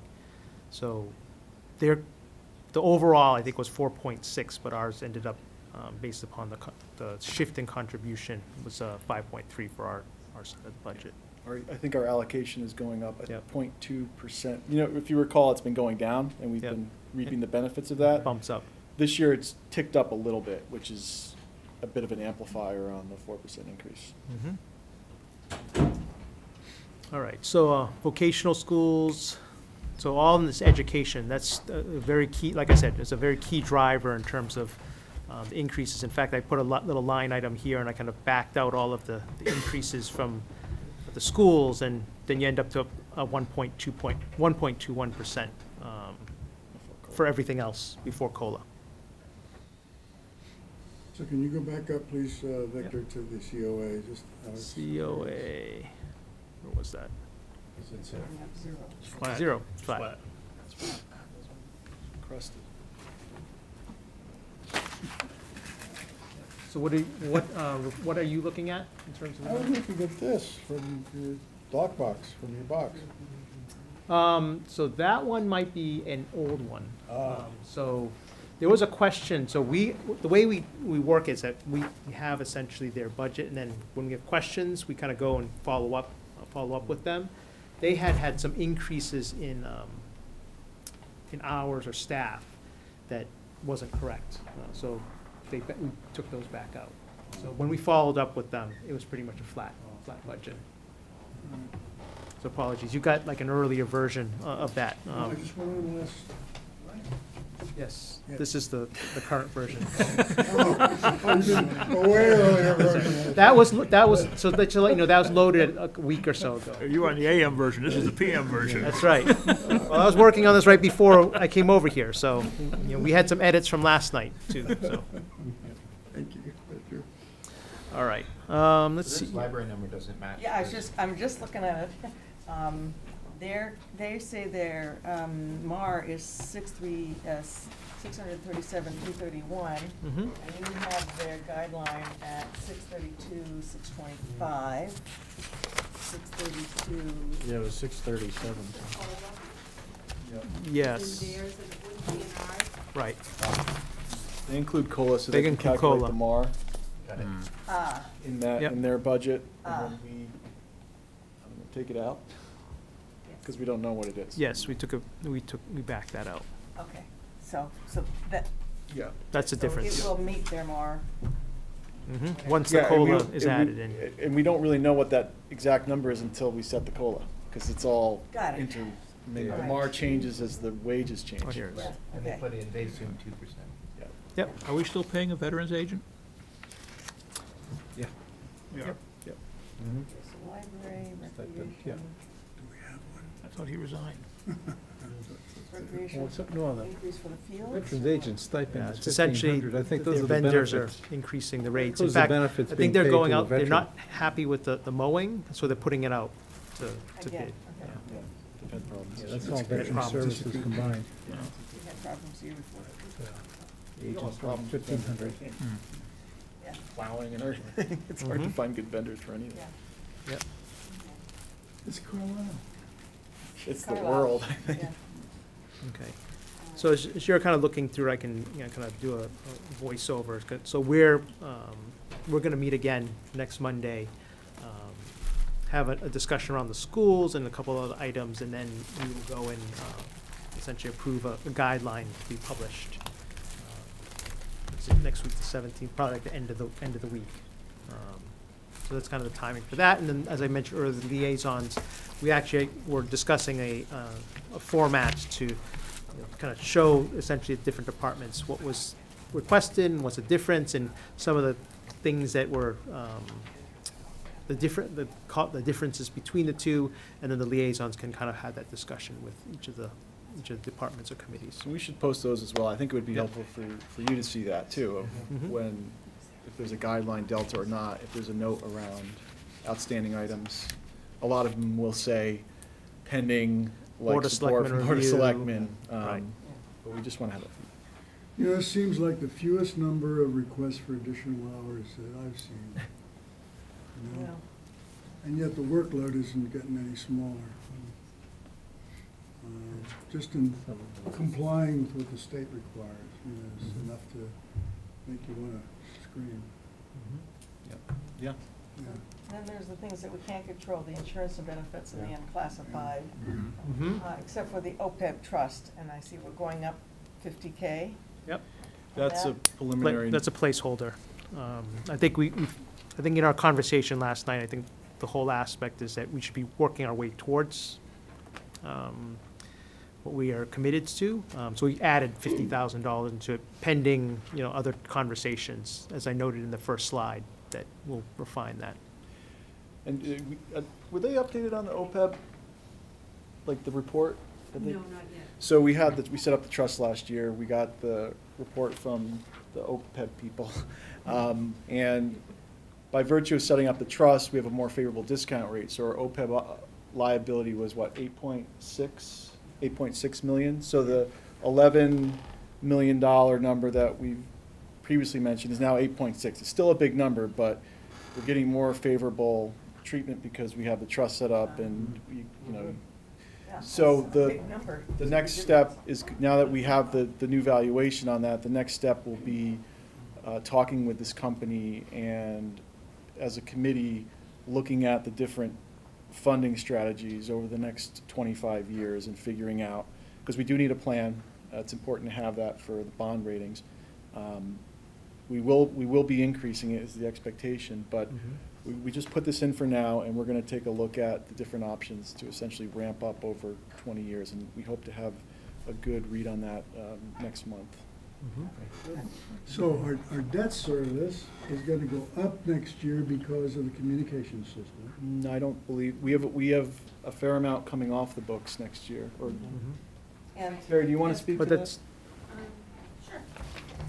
Do you want me to get it? No, it's okay. This conversation's getting drier and drier. We do have debt coming off next year. Right now, I put a placeholder number in the debt service amount because we haven't bonded the communications system yet. Right. And because of the timing of when the actual hardware will go in, it looks like what we'll probably do is issue another bond anticipation note, a ban, to bring us into next fiscal year, and then we can bond it. And then depending on if any other items are approved at town meeting for debt, we could roll it together. Okay, So we will still make a pay down on the communication system because it's short-term debt right now. But we will have the offset of some debt coming off. Will most What will likely. the net be? Our financial advisor has been out, her daughter had some surgery, so next Monday, or Tuesday, she and I are gonna have a conversation about putting together the plan of what it's gonna look like. We have, of existing debt, we have, what, is it around 200,000? 200,000 is coming off the off. books, and so, so it's a sizable amount this particularly fiscal '20 compared to relative years coming off. Now, we will be replenishing some of that with communications, so what the net is. Is we it don't- 200K all schools? It's mostly Carlisle, And not- Carlisle Public School. And not, the debt is also ratcheted on the percentage of students, right? No, this is for the No, Carlisle this is Public School our debt. construction. Our Yeah, debt. this is just our debt. We don't count the school, we're not allowed to count the school debt in with our debt. That is debt that we pay to them. That number's in the operating budget, and that's going down slightly. If you go up to, if you look under education, the CCRSD Yep. long-term debt number. It is coming down. Is the debt associated with the high school. yep, That's a modest decrease. I think most of the debt coming off of our books relates to some of the construction that was done at Carlisle Public School. It's older. But it is also ratcheted based on the percentage. No, No, that's our. this school. is our This is our school. school. Our school. Carlisle Public, the Carlisle K through 8 is The our. total debt for the regional school district isn't a function of, isn't For the allocated? regional it is, Regional it but is. that's not included in our debt No, number. no, I understand, but. Yes. But it's debt is debt. A dollar is a But when I dollar. say school, I mean the construction done at Carlisle Public School, which is Yes. ours. Right. Yeah.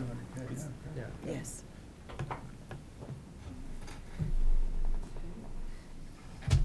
All right, so we have some long-term caps. Yeah, I'll be very brief. How does Gary do it? I've been on the board for how many years now? Well- It's never gone up. Here we go. That's a great entree to long-term caps. Thank you. I'm going to be very brief on this. He sent me a text before. I know in previous years, long-term caps has been part of this coordination meeting, so I wanted to reinstate that, but I'm not going to spend too much time on this. Basically, what you're looking at is a summary of the requests that were received for long-term capital requirements for fiscal '20. The total requests were just over $500,000, which you see at the grand total at the bottom. Of that, the top group of requests are what would have been categorized as recurring. These are regular asked to replenish different items, mainly technology and things like police cruisers, which have a fairly regular schedule of replacement. Those total requests were 162 of the 500,000. The balance was the non-recurring requests, which I'll briefly go through.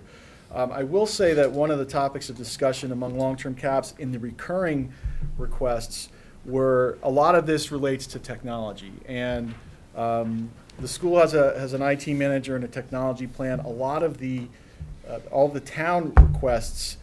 It was discussed that we would benefit from input from the technology committee, and maybe that's a goal for next year. If the technology committee can review some of these requests and is involved in the technology plan, it would be helpful to our committee to say, yeah, these are valid requests. We should be replacing laptops with laptops, or maybe there's a better solution. But we wanted to acknowledge that you know, we haven't really deep dive on the specifics of which computers are you replacing and how is the replacement cycle and what's the software. It would be helpful to have the technology committee, if they can meet and be a part of this process, to advise us on that. Next Wednesday? I think we're meeting, yeah. Yeah, I mean, if you have input for this, I think it would be, just in terms of matter of course going forward, it'd be helpful to work into Yeah, I the. mean, the one that jumps out at me is it's been 80,000 consistently for the school. Yeah. And is there anything behind that, like? Yeah, and so these items, so we've discussed, and I'll say in the budget that Victor presented, we've put a placeholder of 400K, which I view as a ceiling for long-term caps, and I'll talk about that in a second. One of the things we're gonna do is follow up on, I know Josh is gonna be talking to the schools about technology replacement and getting more detail around that and what exactly is being done there. As you know, we're also going to be talking with the police about the cruiser and just getting more detail. Again, we've had the initial requests. Now we need to do some due diligence on these things to make sure if they still make sense. So these aren't final numbers, and these aren't, there's a reason this is requested and it's not a guideline. We did an initial triage to get to a number that we could put in a guideline budget, but we still have work to do in terms of vetting some of these requests. The items that are unique this year is, so let me jump down to the DPW, because those are new asks that we spoke with Gary about. And his request was 2 pickup trucks, a new wood chipper, and a bucket truck. And his order of prioritization to us was a new pickup truck and a wood chipper to replace a very old pickup truck and a very old wood chipper, which is getting a lot of use and is nearing the end of its life cycle. Followed by the bucket truck would be the next priority, and that would be a used bucket truck, followed by a second pickup truck. And I won't get into the specifics, but I think as a committee, when we had our initial discussion on this, we were supportive of a pickup truck and the chipper, and then look to push out the bucket truck to next fiscal year and push out the second pickup truck to a year or two down the line, so that we're not buying new vehicles 2 at a time every year. So that our initial triage, that, and we'll follow up with Gary, was to support a pickup truck and the chipper from that list for this fiscal year. The other items that, yeah, so let me go back to the top now. Carlisle Public was conversation about a fire alarm system upgrade to provide additional monitoring and communication in parts of the building that don't currently have it. This is deemed as a safety item, and we're going to be following up with them to see if there's a way to take the 75, is there a way to spread this cost over 2 years? So more work to be done there, and also get refinements on the estimates for Wilkinson Grant Building and see if there's padding in there, contingency. You know, we want to understand when those quotes were made and if there's any additional cushion in there. So TBD on those items. The police vests, they need to be replaced. Typically, they're all replaced at the same time. We will apply for a grant, and historically we've gotten a grant to cover these costs. So those grants, unfortunately, like everything else, isn't awarded within the budget cycle timing. So I don't think we find out till well after town meeting. So we do have to budget for it, but it does make sense to do them all at once, because when we apply for the grant, we apply for the whole sum. And then fire, this is another item that we're going to be discussing, particularly when we have the new chief. There was discussion around needing a protective clothing washer and dryer so that fire gear can be washed and contaminants can be removed in a more effective way than I think the basically residential washer dryer we use now. And that's becoming, according to the chief, a more standard piece of equipment. We're going to better understand, do you need the washer and the dryer? And then certainly with the new chief coming in, we're going to speak with them and see if this is a priority for them as well. And then the fire gear locker, similar discussion. I think we're generally supportive of the concept, but you know, we just need to have a conversation with the new chief and see, is this the priority? Is this what they want to do? And you know, again, we'll be refining all these numbers as the process moves on through January and February. Scott, on the timing, you mentioned that the vests could have grant support. Yes. So what if we don't put it in there and just wait and see if we get the grant? We won't have money to buy vests. And If the grant doesn't come through. That's with expiration dates, yeah, basically. Right. They have an expiration date? yeah, they do. 5 years, every 5 years, and the grant comes in October. Yeah. So it's Is a there no- timing. There's no leeway on the expiration date? I mean, come on. It's not like food. Apparently not. It's that four-letter word code. Yeah. Another compliance issue. Yes. Yeah. Yeah. Unfunded mandate. Another unfunded mandate, Yeah. No, it's. Just one comment before we gloss over it. I remember sitting right there, Claude Van Ruskin asking the chief about, isn't there anything like a cruiser that can run on gas Yes. and electricity? So A hybrid cruiser, I've seen them. Cooking oil. I've seen hybrid police cruisers advertised. Yes. Yeah, I mean, we started having that discussion at our meeting yesterday, and we'll continue the discussion around what exactly are we buying, and we're gonna be spending additional time on that topic with in terms of what we're buying, make sure there's challenges with the hybrids and the the battery systems that we had a grant for one system that would allow the equipment to run without the engine idle, and then we got the grant, and then the company that was making the product discontinued the product because I guess it didn't work, and then there's another product with a second battery. So there's a lot of questions that and a lot of due diligence that we'll do to make sure that we're being smart about what we're buying. It's a challenge though, because you also don't want to be too far ahead of this with, if you buy the first hybrid vehicle, we all know how that goes. So. We can also have bike racks in the back as backup. That's true. But the comment that we had was around Horses in this town? the comment on some of the discussion around the cruiser was, let's make sure that we understand, back to the questions of the mileage, what are we buying? Are there other options? Are we buying the right thing? Are we thinking about the future? We'll do all that. Yeah, we're using 50,000 gallons of gas. Yeah. Yeah. Is that- yeah. We're Yeah. gonna use less, we're gonna have fewer tanks. Yeah, wait. Yeah, but it's an important question, and it's a larger question of how. The energy guys say we want to be green Carlisle, right? Yep. Well, They're for it. Yeah. But that's also a function of my understanding is they're doing more patrols and they're putting more miles on the car, and that's a different issue. That's not necessarily, it's more of a policy issue. Not a policy issue, but a department issue. So they all tie into the same questions. Carrie, I'm gonna move this along, because Yep. at 8:15, we were supposed to see the planning board. Yep. So unless there are there any other questions from this board? Did you guys wanted to add anything? Do you have any questions for us? Do you have any, especially with, is there anything that we didn't talk about tonight that you've heard about that have a dollar attached to it that we should know about? And are there any particular priorities in terms of, that you've discussed, like when it comes to long-term caps? Is it, we've talked as a committee about pickup chipper versus bucket truck. I don't know if there's some conversation on this committee about anything related to Well, I have something to say about that, but I'll wait. Seriously, yeah. I think, the biggest volatility we're gonna see is resignations and things like that, and retirements and things like that, that are gonna be unanticipated. And that's, This is Maybe good. This is restructuring good. of departments and things due to that, I don't know.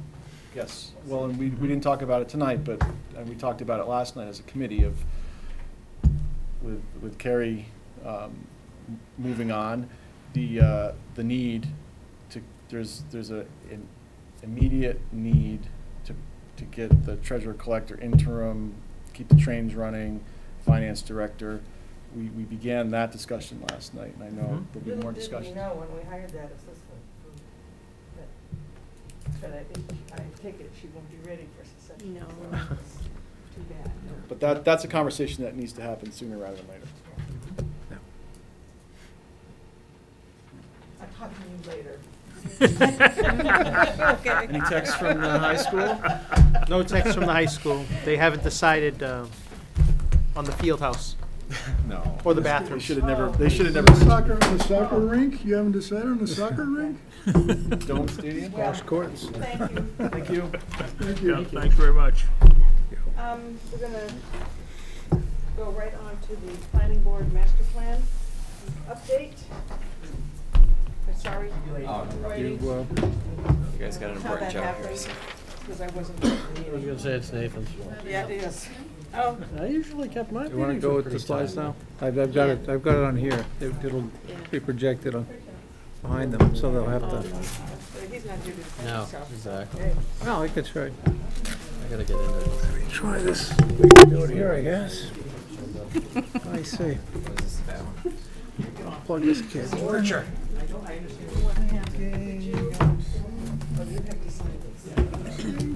yeah, we can do it. We can do it here, Jen. We can do it here.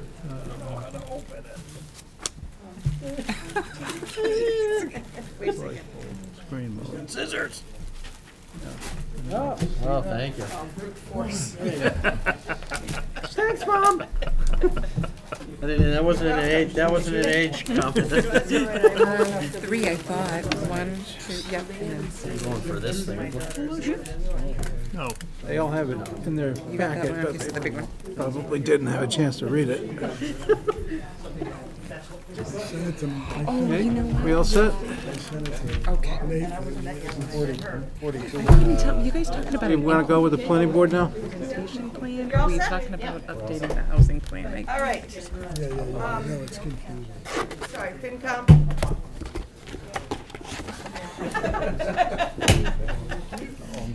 Okay. I'll start off with a brief introduction. So about 4 years ago, the Board of Selectmen goals to the planning board were to investigate and plan for starting the master planning process. So after about 3 years of very hard work by a master plan steering committee, well, 2 years, yeah.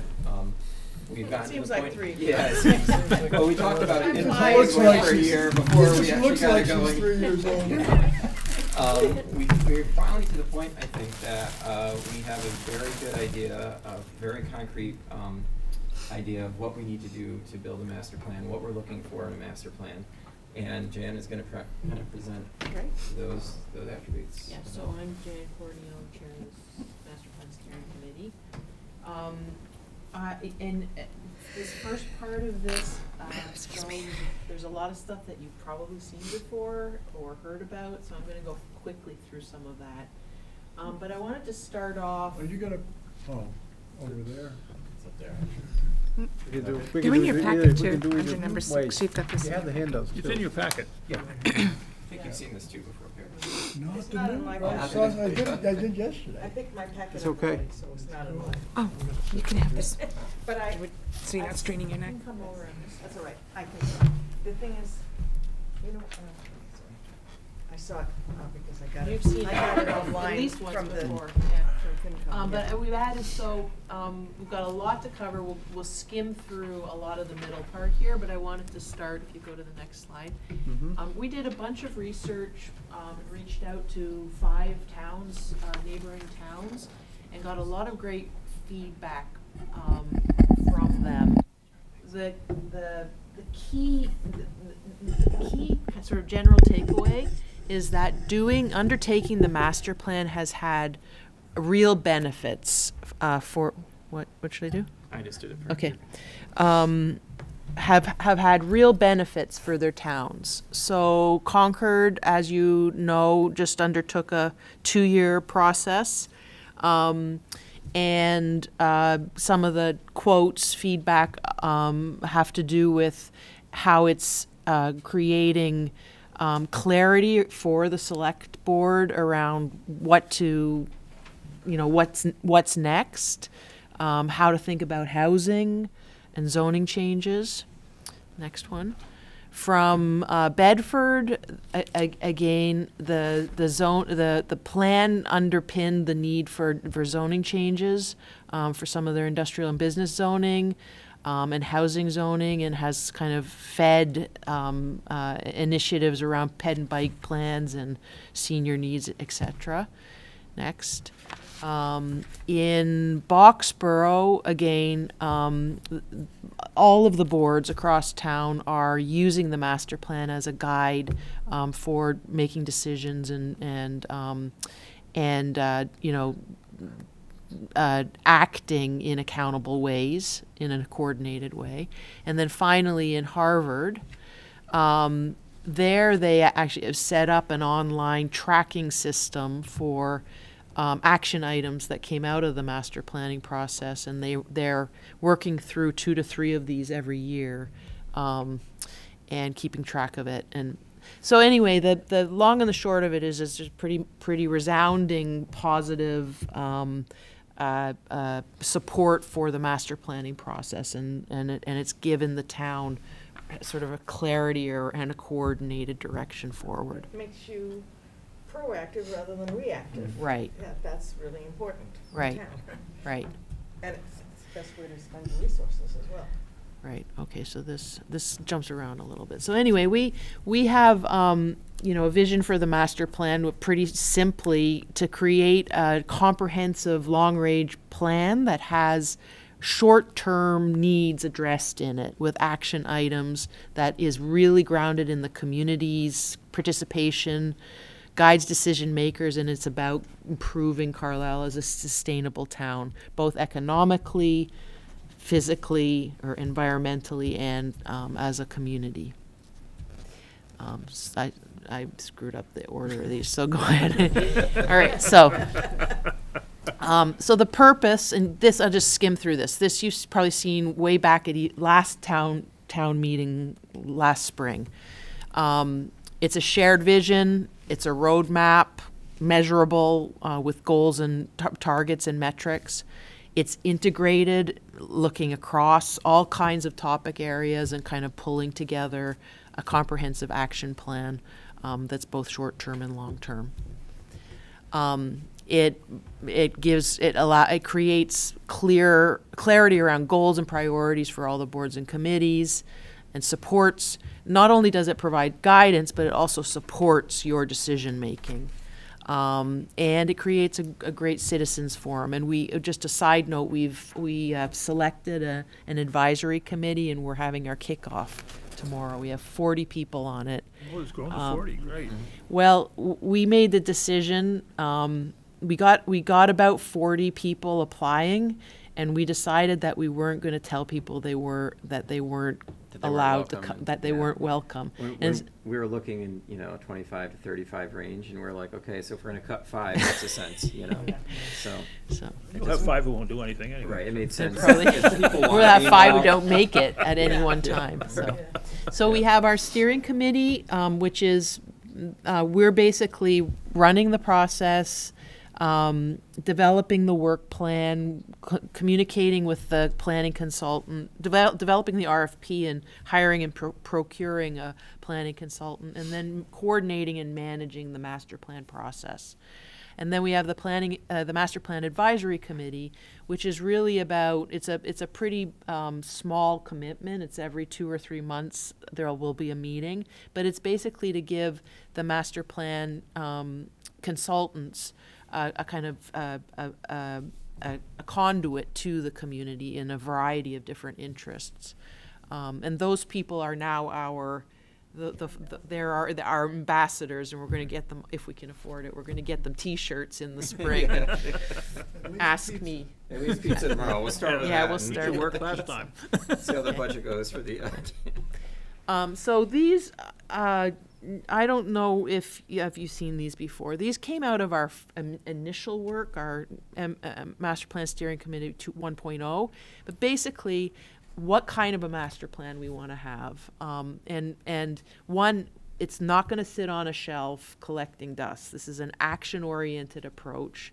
We're not going to end up with some kind of verbose Bible of facts that don't give us any kind of direction about where to go. So that's number one.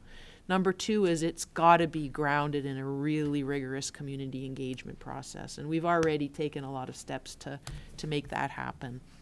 Because you not only get much more buy-in across town and support for it, and not and it's an information sharing process. You also find leadership and people that are going to come out and participate in ways that they may not have before because they didn't have a platform for it. Measure success. So we want this plan to have a performance-based quality to it so that we can actually have a baseline, understand, quantify where we're at today, and set targets, and then be able to measure our progress towards those targets. And then finally, the state mandates through the 81D policy that we have to have these items in it, the goals and policies, land use, housing, economic development, blah, blah, blah, blah, blah. But we feel really strong. There are a couple of things that are not in there because that was written in the 70s. One of them is sustainability. Others have to do with different ways of thinking about economic development because we don't have just big factories with lots of workers in them anymore. We have people working in all different kinds of ways. Transportation, we don't, we're moving into an age of just total revolution in transportation. So there's a lot of things in that that we want to just expand on to make sure that we're looking broadly. So we held a session in June with the community. We had 115 people come, and I'm not sure if any of you came. Yeah. You missed a good time. Yeah, no, I was somewhere. Yeah, but it was, these are the 10 themes that we did a whole matrix of comments and recorded every single comment that anyone said or put down on paper, or and we made this matrix, and these were the 10 themes that were recurring that came out of that, just as a start. These are not all the themes possibly. This is a recording of that particular session. But it gives us a good sense of the kinds of things that are on people's minds these days. So here we get to the meat of it, and this is hard to read up on the screen. Might even be hard to read on your package too. For the planning board, we had 11 by 17. Sorry about that. I can't even read it.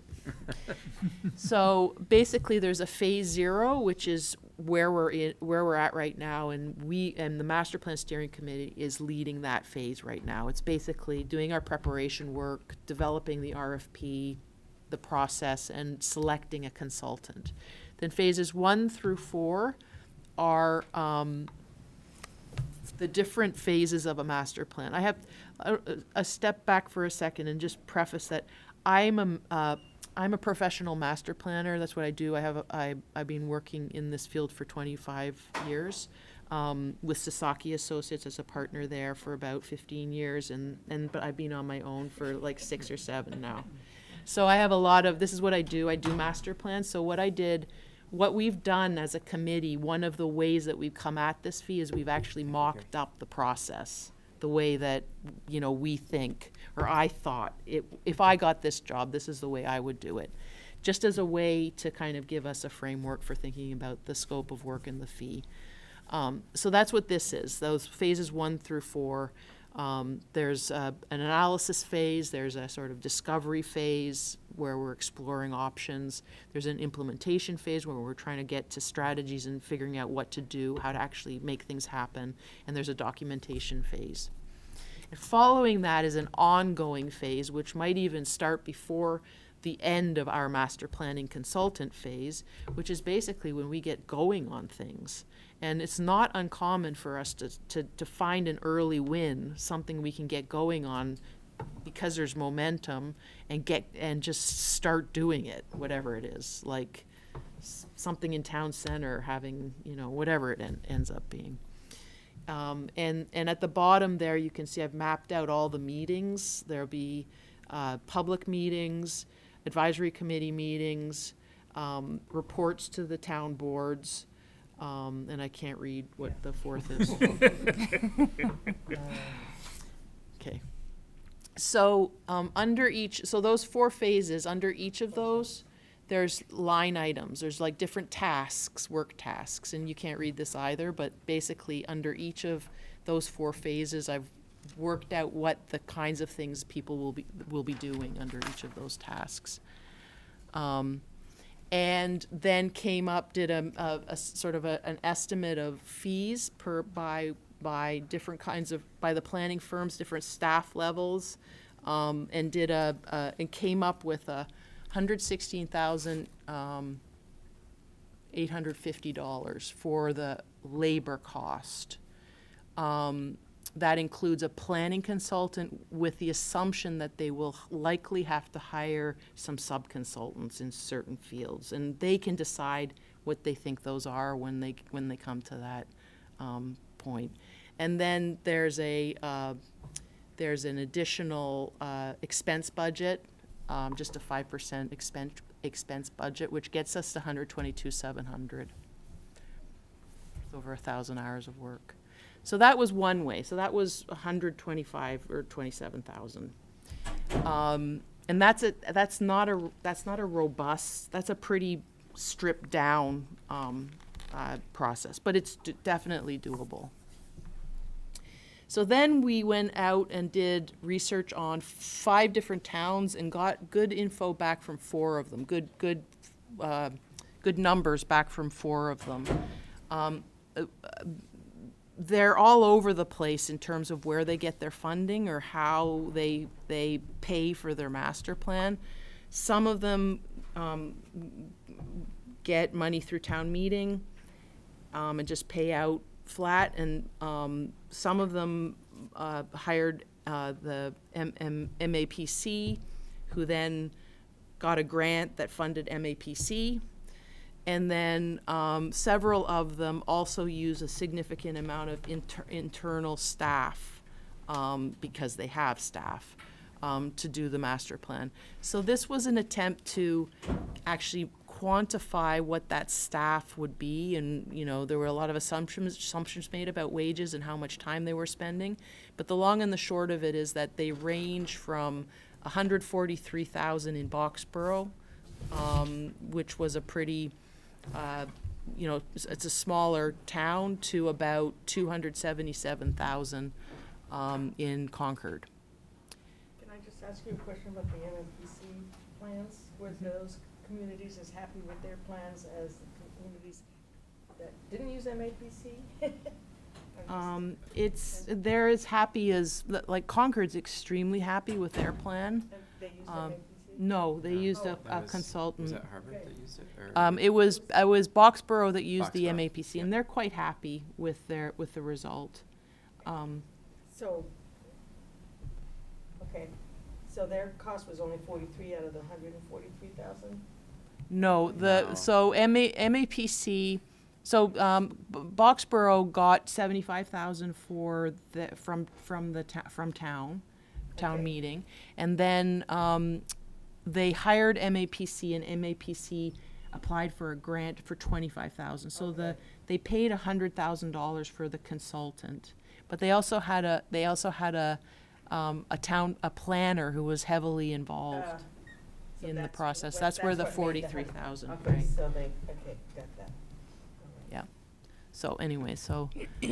Sorry for So basically what we came up with is, we take our 122,700 and we added a 10% contingency and came up with an ask of 135,000.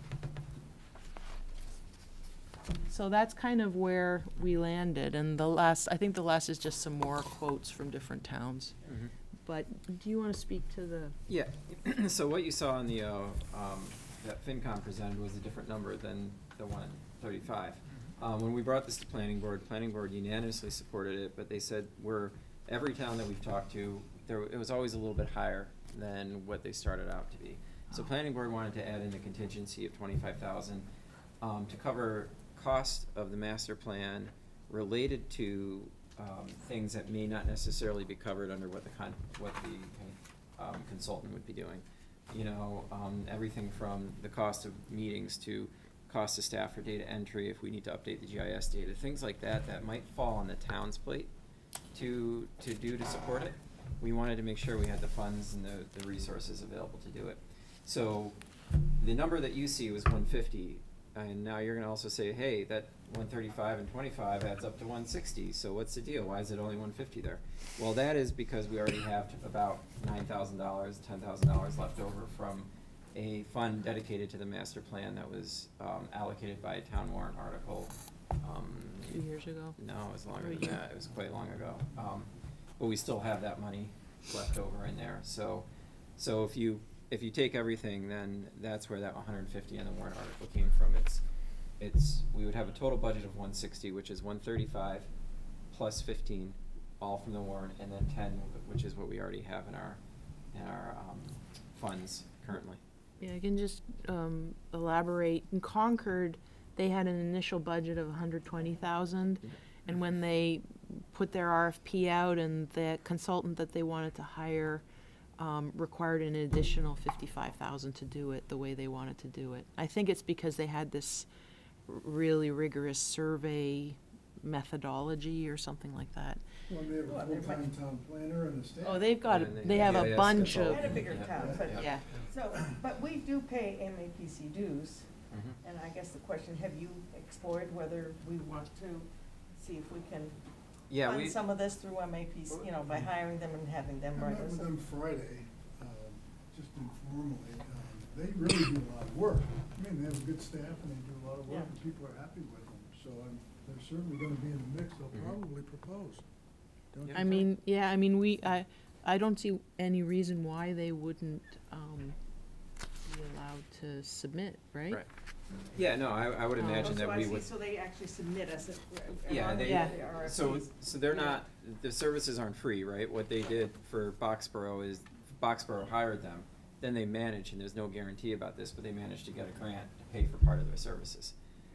If we could go down that path, we would, but I still think we need to go down the path of the general path to find the best consultant available. You know, and it might be that MAPC becomes the best available, but we won't know until we kind of can circulate an RFP. Yeah. Anybody have questions or comments? Looks like it's on track. Yeah, it is definitely on track, and what we're going to ask, when we get to the point is that hopefully we would want to hear from the board, and we would ask for unanimous support if we can get it for the warrant article, for it. I would say, I'm not gonna speak for the board, but Yeah. I could, as this board member is very enthusiastic about doing a master plan. I think it's very important for the town. I think it's very important for this board. I think it's very important for a lot of things for this town.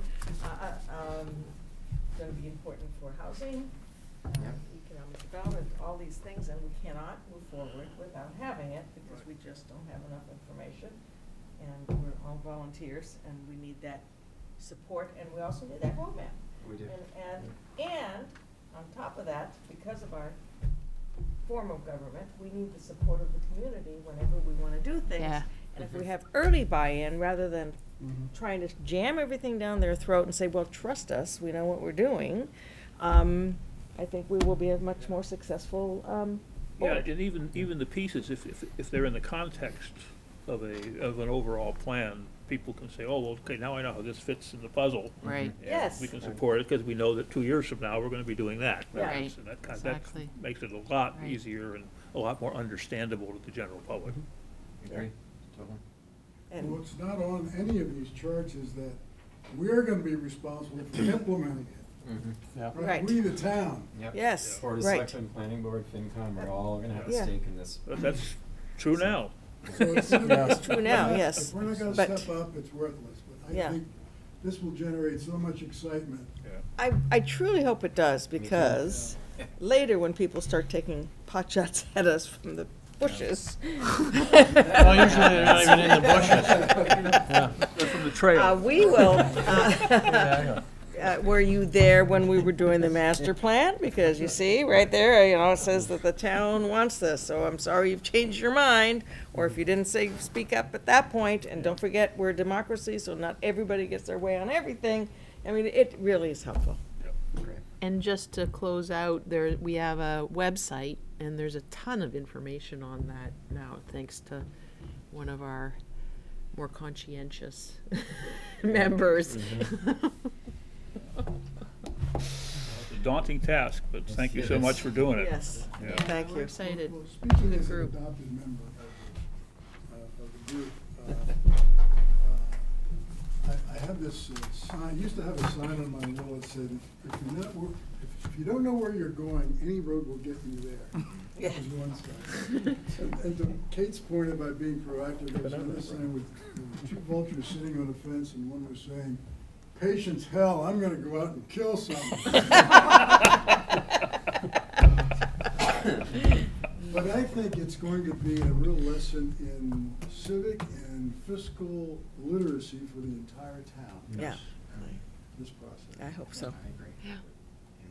All right, Well, thank thank you. you. Thank you, and sorry to keep you so Oh, late. it's all right. By the way, we need unanimous support from every board in town. Yes, yes, We yeah. do, we really. Well, I think you're gonna find support here. Well, you so. know, it's one of the great privileges of being in this town is the expertise that we have available to us. Crazy, It isn't is it? outstanding. We were that We- close to buying in Concord. We almost have, you know, when you get a professional planner to head your master planning committee, you know, this One of the is, 40 is the ex-dean of the MIT School of Management. I mean, we have a great advisory. it's incredible what you have Yeah. available in this Yeah. town, yeah. Yeah. And half of them are newbies, right? They haven't been part of town government. No, Yeah, and most 5 of them are. are high school students. Yep. That's great. No, it's very good. We're looking forward to tomorrow. All right, Thank you. Thank you. Yep.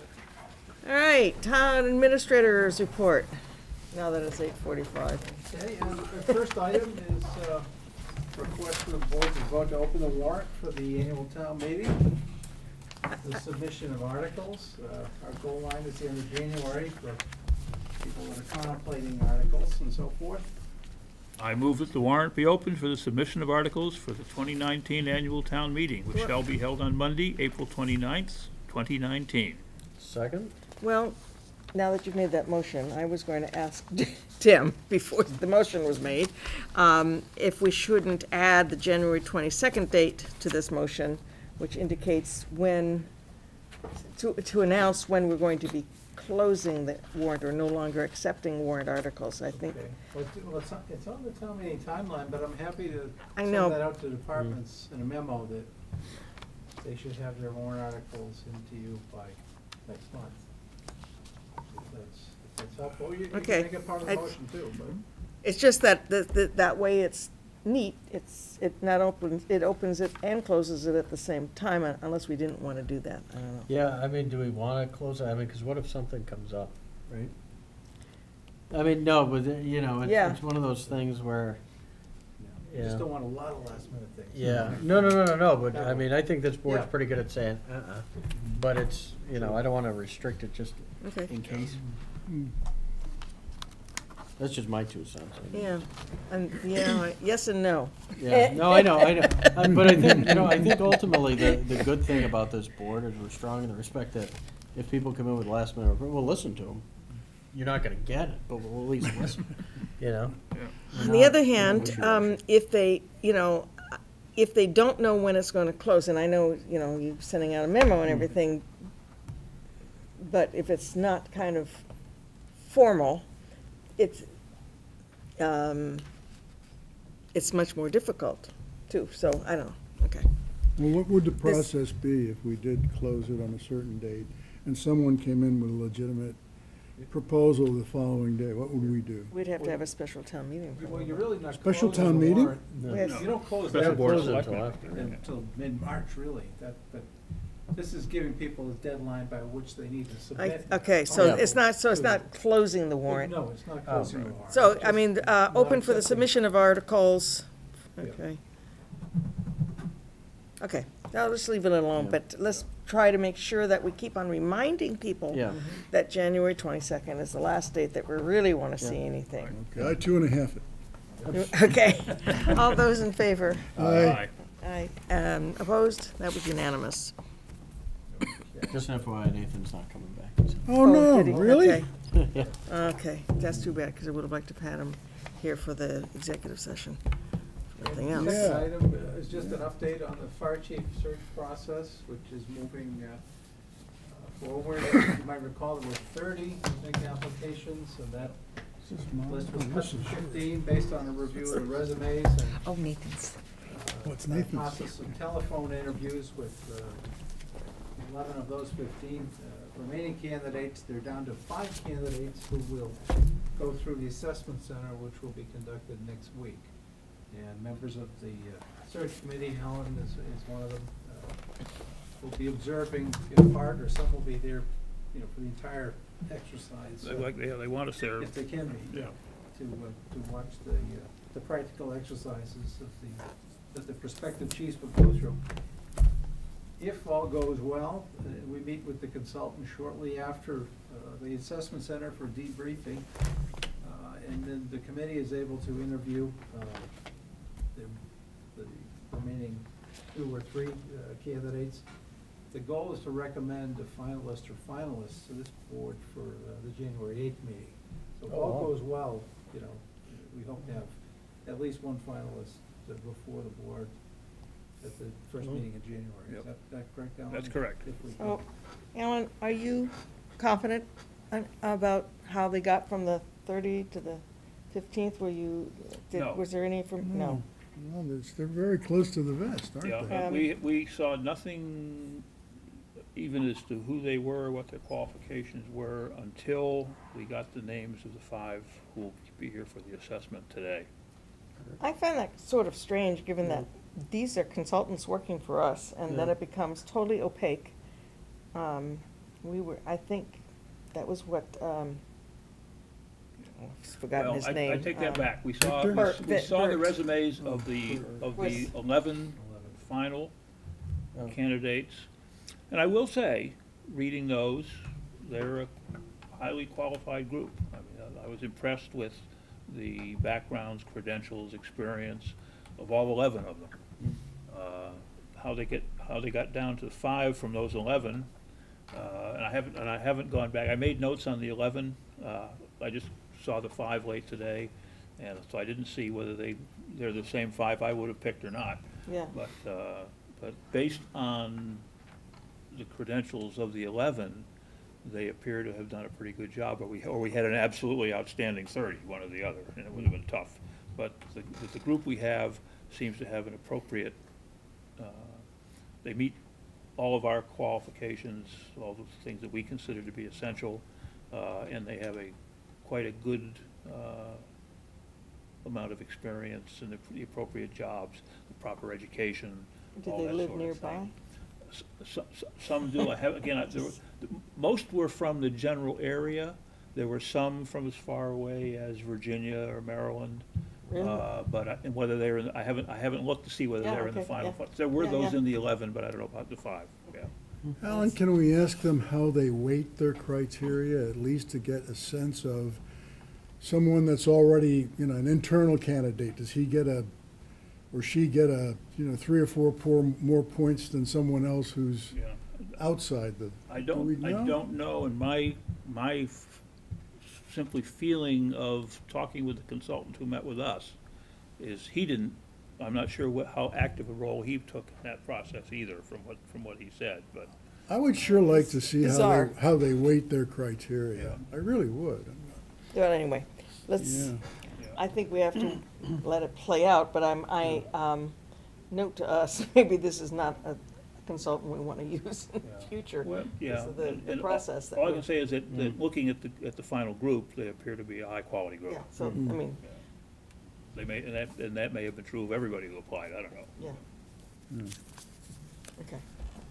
Sorry, Tim. No, that's quite all right. And then Our coming schedule. I've got the upcoming schedule for the 2 meetings in January. I think But we might need a meeting before that. say that based upon the site walk, and if there's And then- sincere interest in pursuing. Oh, I'm interested. Potentially pursuing that property, town council says you would need to indicate your interest by the 20th, so maybe a brief meeting on Tuesday, the 18th, and it could be in the morning, it doesn't have to be at 7 at night, or Does everybody have, 7:30 in the morning, if that works for everyone, it doesn't matter when it is. is.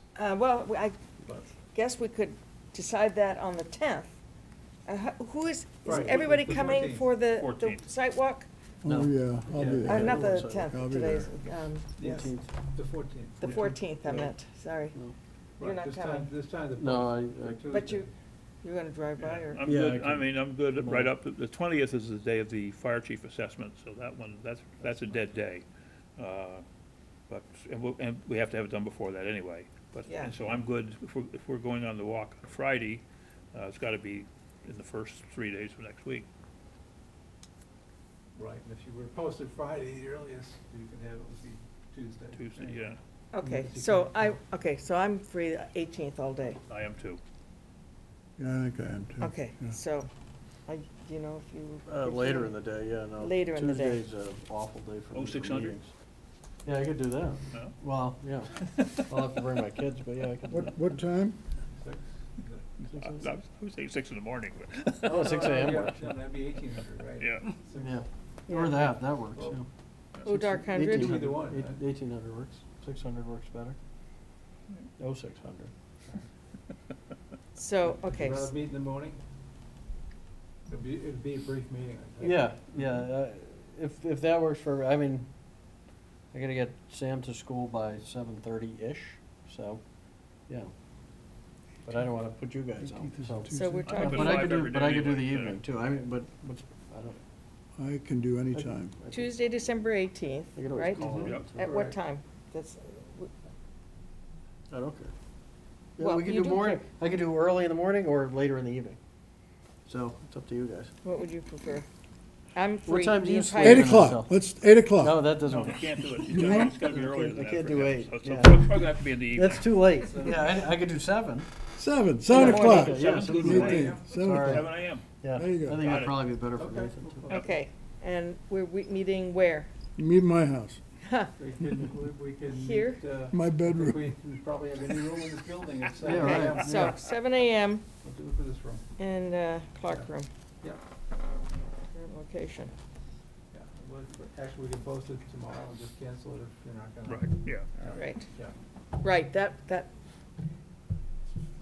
and I'm Very sure, good. okay.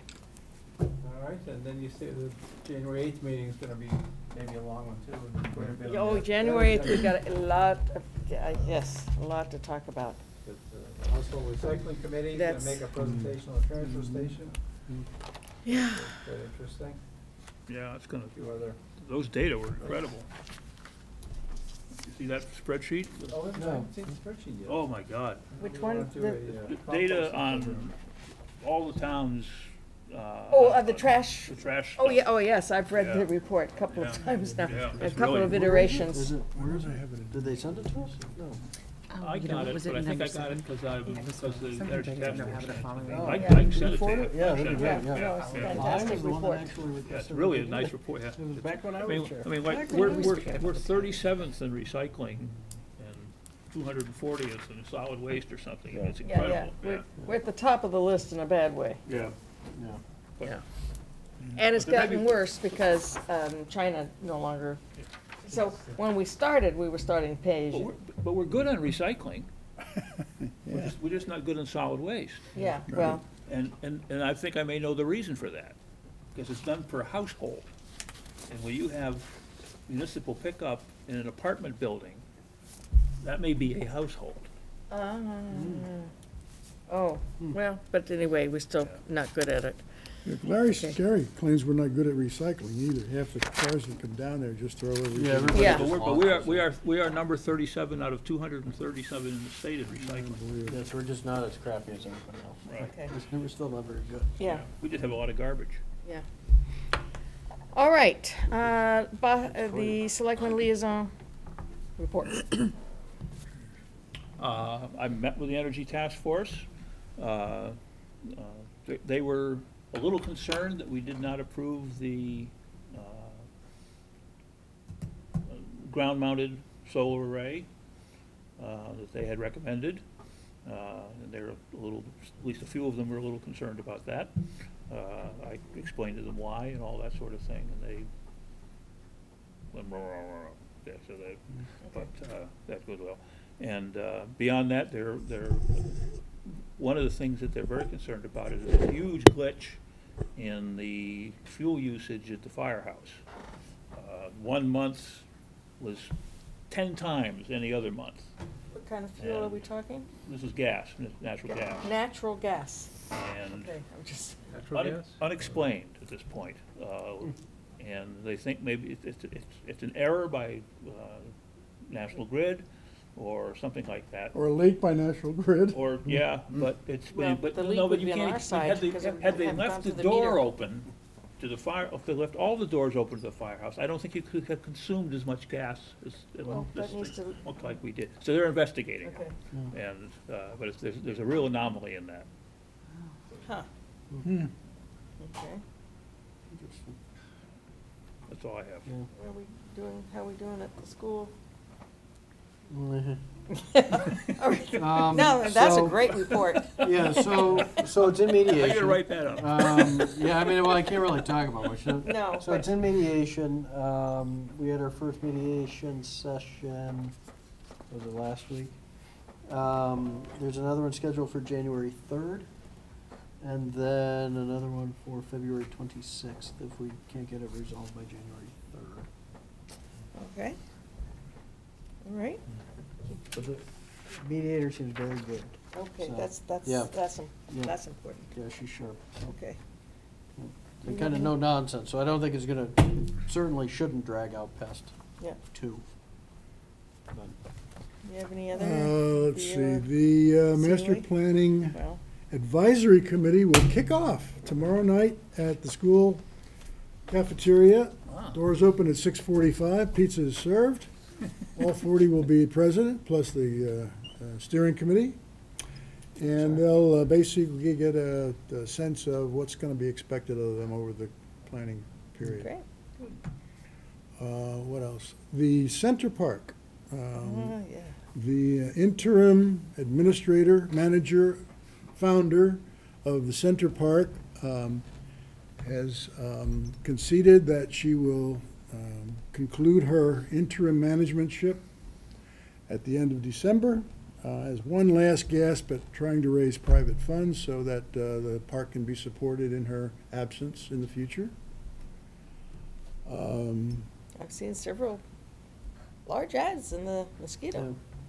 Yes, she's also hitting the townspeople that have businesses in town to support it, and also the abutters Okay. to support it, and they've been very, very positive.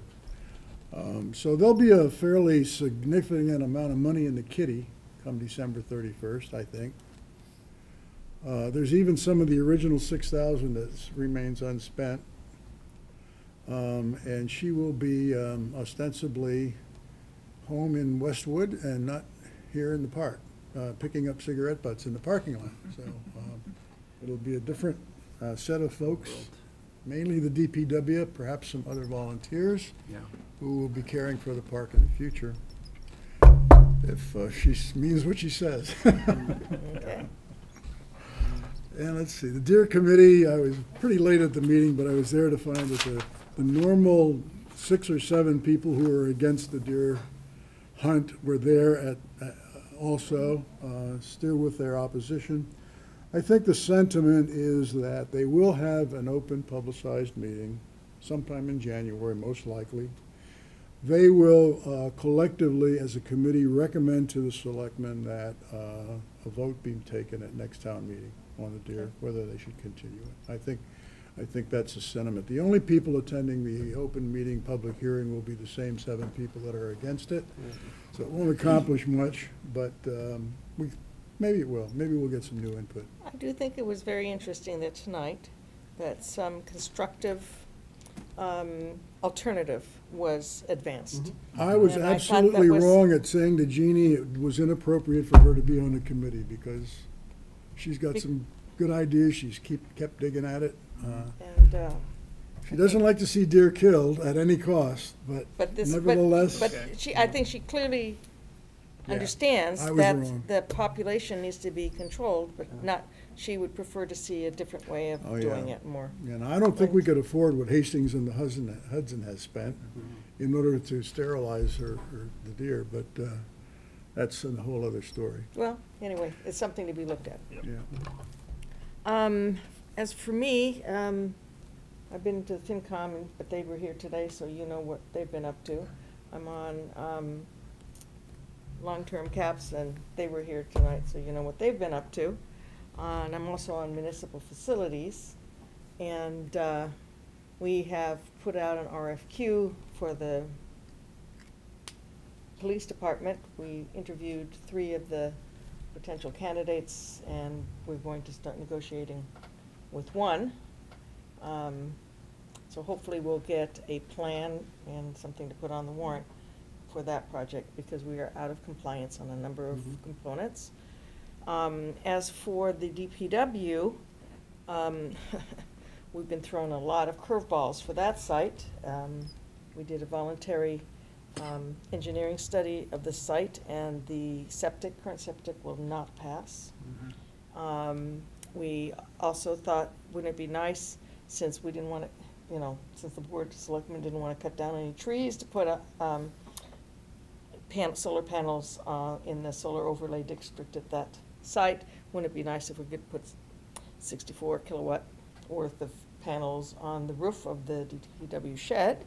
So we had an engineering study done of the roof, which came back saying that not only would it not support any solar panels, but we would be better off tearing down the entire shed rather than trying to fix the roof, because the roof is not adequate and the building is not to code. So there's another project we didn't think we were going to have to do that was actually missed in the TBA report in certain respects, because they thought the roof was fine. So back to the drawing boards. And the other thing is, of course, we have been trying to get a new facilities manager, and it has been a job and a half, and it's been very frustrating, because then we're under pressure from the FinCom, and so we're trying to put that fire out and we can't let the projects go and have nothing done on them, because our employees will be working in conditions that are not safe and in buildings that are not to code. And we can't allow that we can't just say, well, we're just looking for facilities manager. So that board, I can tell you, feels kind of between a rock and a hard place. So that's the end of that report. On the topic of the DPW, now that you mention it, if you can indulge me for a couple of minutes, the chipper? Yeah. It just seems to me that even though it's so, you may think I'm crazy because it is so wet, the ground is so saturated right now, that there's absolutely no possibility of forest fires in Carlisle anytime soon, like they had in California. But if we were like California, with all the dead wood and leaners and down trees laying down everywhere, we would be very, very vulnerable. A lot of our properties would be very vulnerable if there was a series of fires. And I'm wondering do they make a chipper that can actually make commercial grade wood pellets out of chipped stuff that we could sell and recover some of the cost on if we cleaned up all this stuff that's laying around? Just saying. I've never seen one. Well, somebody makes pellets somehow. Yeah, but I don't think they do I it. think it's an after product. I think it's a secondary product that's made in Yeah, it's sawdust. Sawdust. Yeah, it's It's- the dust, it's not Well, chips, Yeah. yeah. But when I have stuff at my house chipped, we use it for mulch, and we use. Well, yeah, Well, yeah, in right. fact, we have mulch chips Absolutely. here that anybody from town can come and pick up Right. and use as well. Right. The other thing that we need on the DPW site is a new salt shed, and we've been pricing that out. Yeah. But at this point, I think we're kind of saying, time out, we're going to have to wait now, and we need a master, we thought we would just do the salt shed and maybe fix a few things, and now I think what we need is a master plan for the site. Well, we're buying into having that site for another 20 years if we build Well, a canopy. Solar panels, Yeah, Yeah, so, yeah. anyway, so I think we need a master plan for that site. Yeah. Just saying. Okay. Anything else in for liaison? Minutes. I made I gave Jen a number of suggestions. Most of them were editorial. There was only one substantive one, which had to do with the fire chief search in terms of stepping On down this from- latest, that was on the 27th. I know, but there's two versions of these, because on the first version that came, in our last meeting's packet, and that we did not read and approve them, I had made a whole bunch of corrections, and then, which I think are in this version. I worked off the one that came in the latest email. Okay, so that's on top of mine. So, okay, so, could you, are they substantive? Only one is substantive. So could you just tell us what it Yeah, is, and then we can, It had to do with how many candidates were gonna go through the total assessment on the 20th. And it said that the 15 or so would go through that in the minutes, and really, it's only 5 that are gonna be going through it. okay. So I made that correction and gave it to her. Are there any other corrections or amendments? Then, I'd entertain a motion to accept the minutes as I corrected. moved that the minutes of November 13th, was it? 27th. The 27th, but there were 2 sets, right? Yeah. Oh, is the 13th in there too? Yes, 13th is in there too. Oh, That's- so the which 13th, they were ones- just editorial as well. I think you did the 13th. I did the yours was 13th, 13th. and so I didn't read the 27th because I didn't have them in my packet. I move that the minutes of November 13th and November 27th be approved as revised. Second? All right, any further discussion? All those in favor? Aye. Opposed? That was unanimous. Okay, I need a motion. Excuse me, we're gonna have a meeting to talk about the transfer station fees, tipping fees, et cetera, Oh. next time? Oh, well, Is that true? no, that's not exactly what it is. There may be some discussion about that, but the thing is about how we dispose of our solid waste. And, do we do pay-as-you-throw? Can we have some sort of black earth composting? Well, I do know in the one Boston suburb, they pay at least $300 per household for trash removal. This database that we have gives those data. Yeah, you'll see, you wouldn't believe this report. It is. I would from believe it. Well, Lana, Kim is quoted by Is it- name. Better read this. Okay, so I move we retire. No, you're going to, here. Oh, wait a Enter minute. into executive I session. move, that's right. I move that gee, I forgot, I'm sorry. I move the board enter into executive session pursuant to Mass General Law 30A, 21, paragraph A, 3, to discuss strategy with respect to litigation. J.J. Supple, as an open meeting may have a detrimental effect to the town's litigating and position, and afterwards, the board will not return to open session. Second. This is a roll call vote. Kissinger, aye. Reed, aye. Oscar Lilo, aye. Louis, aye. Okay, we have now adjourned our public session.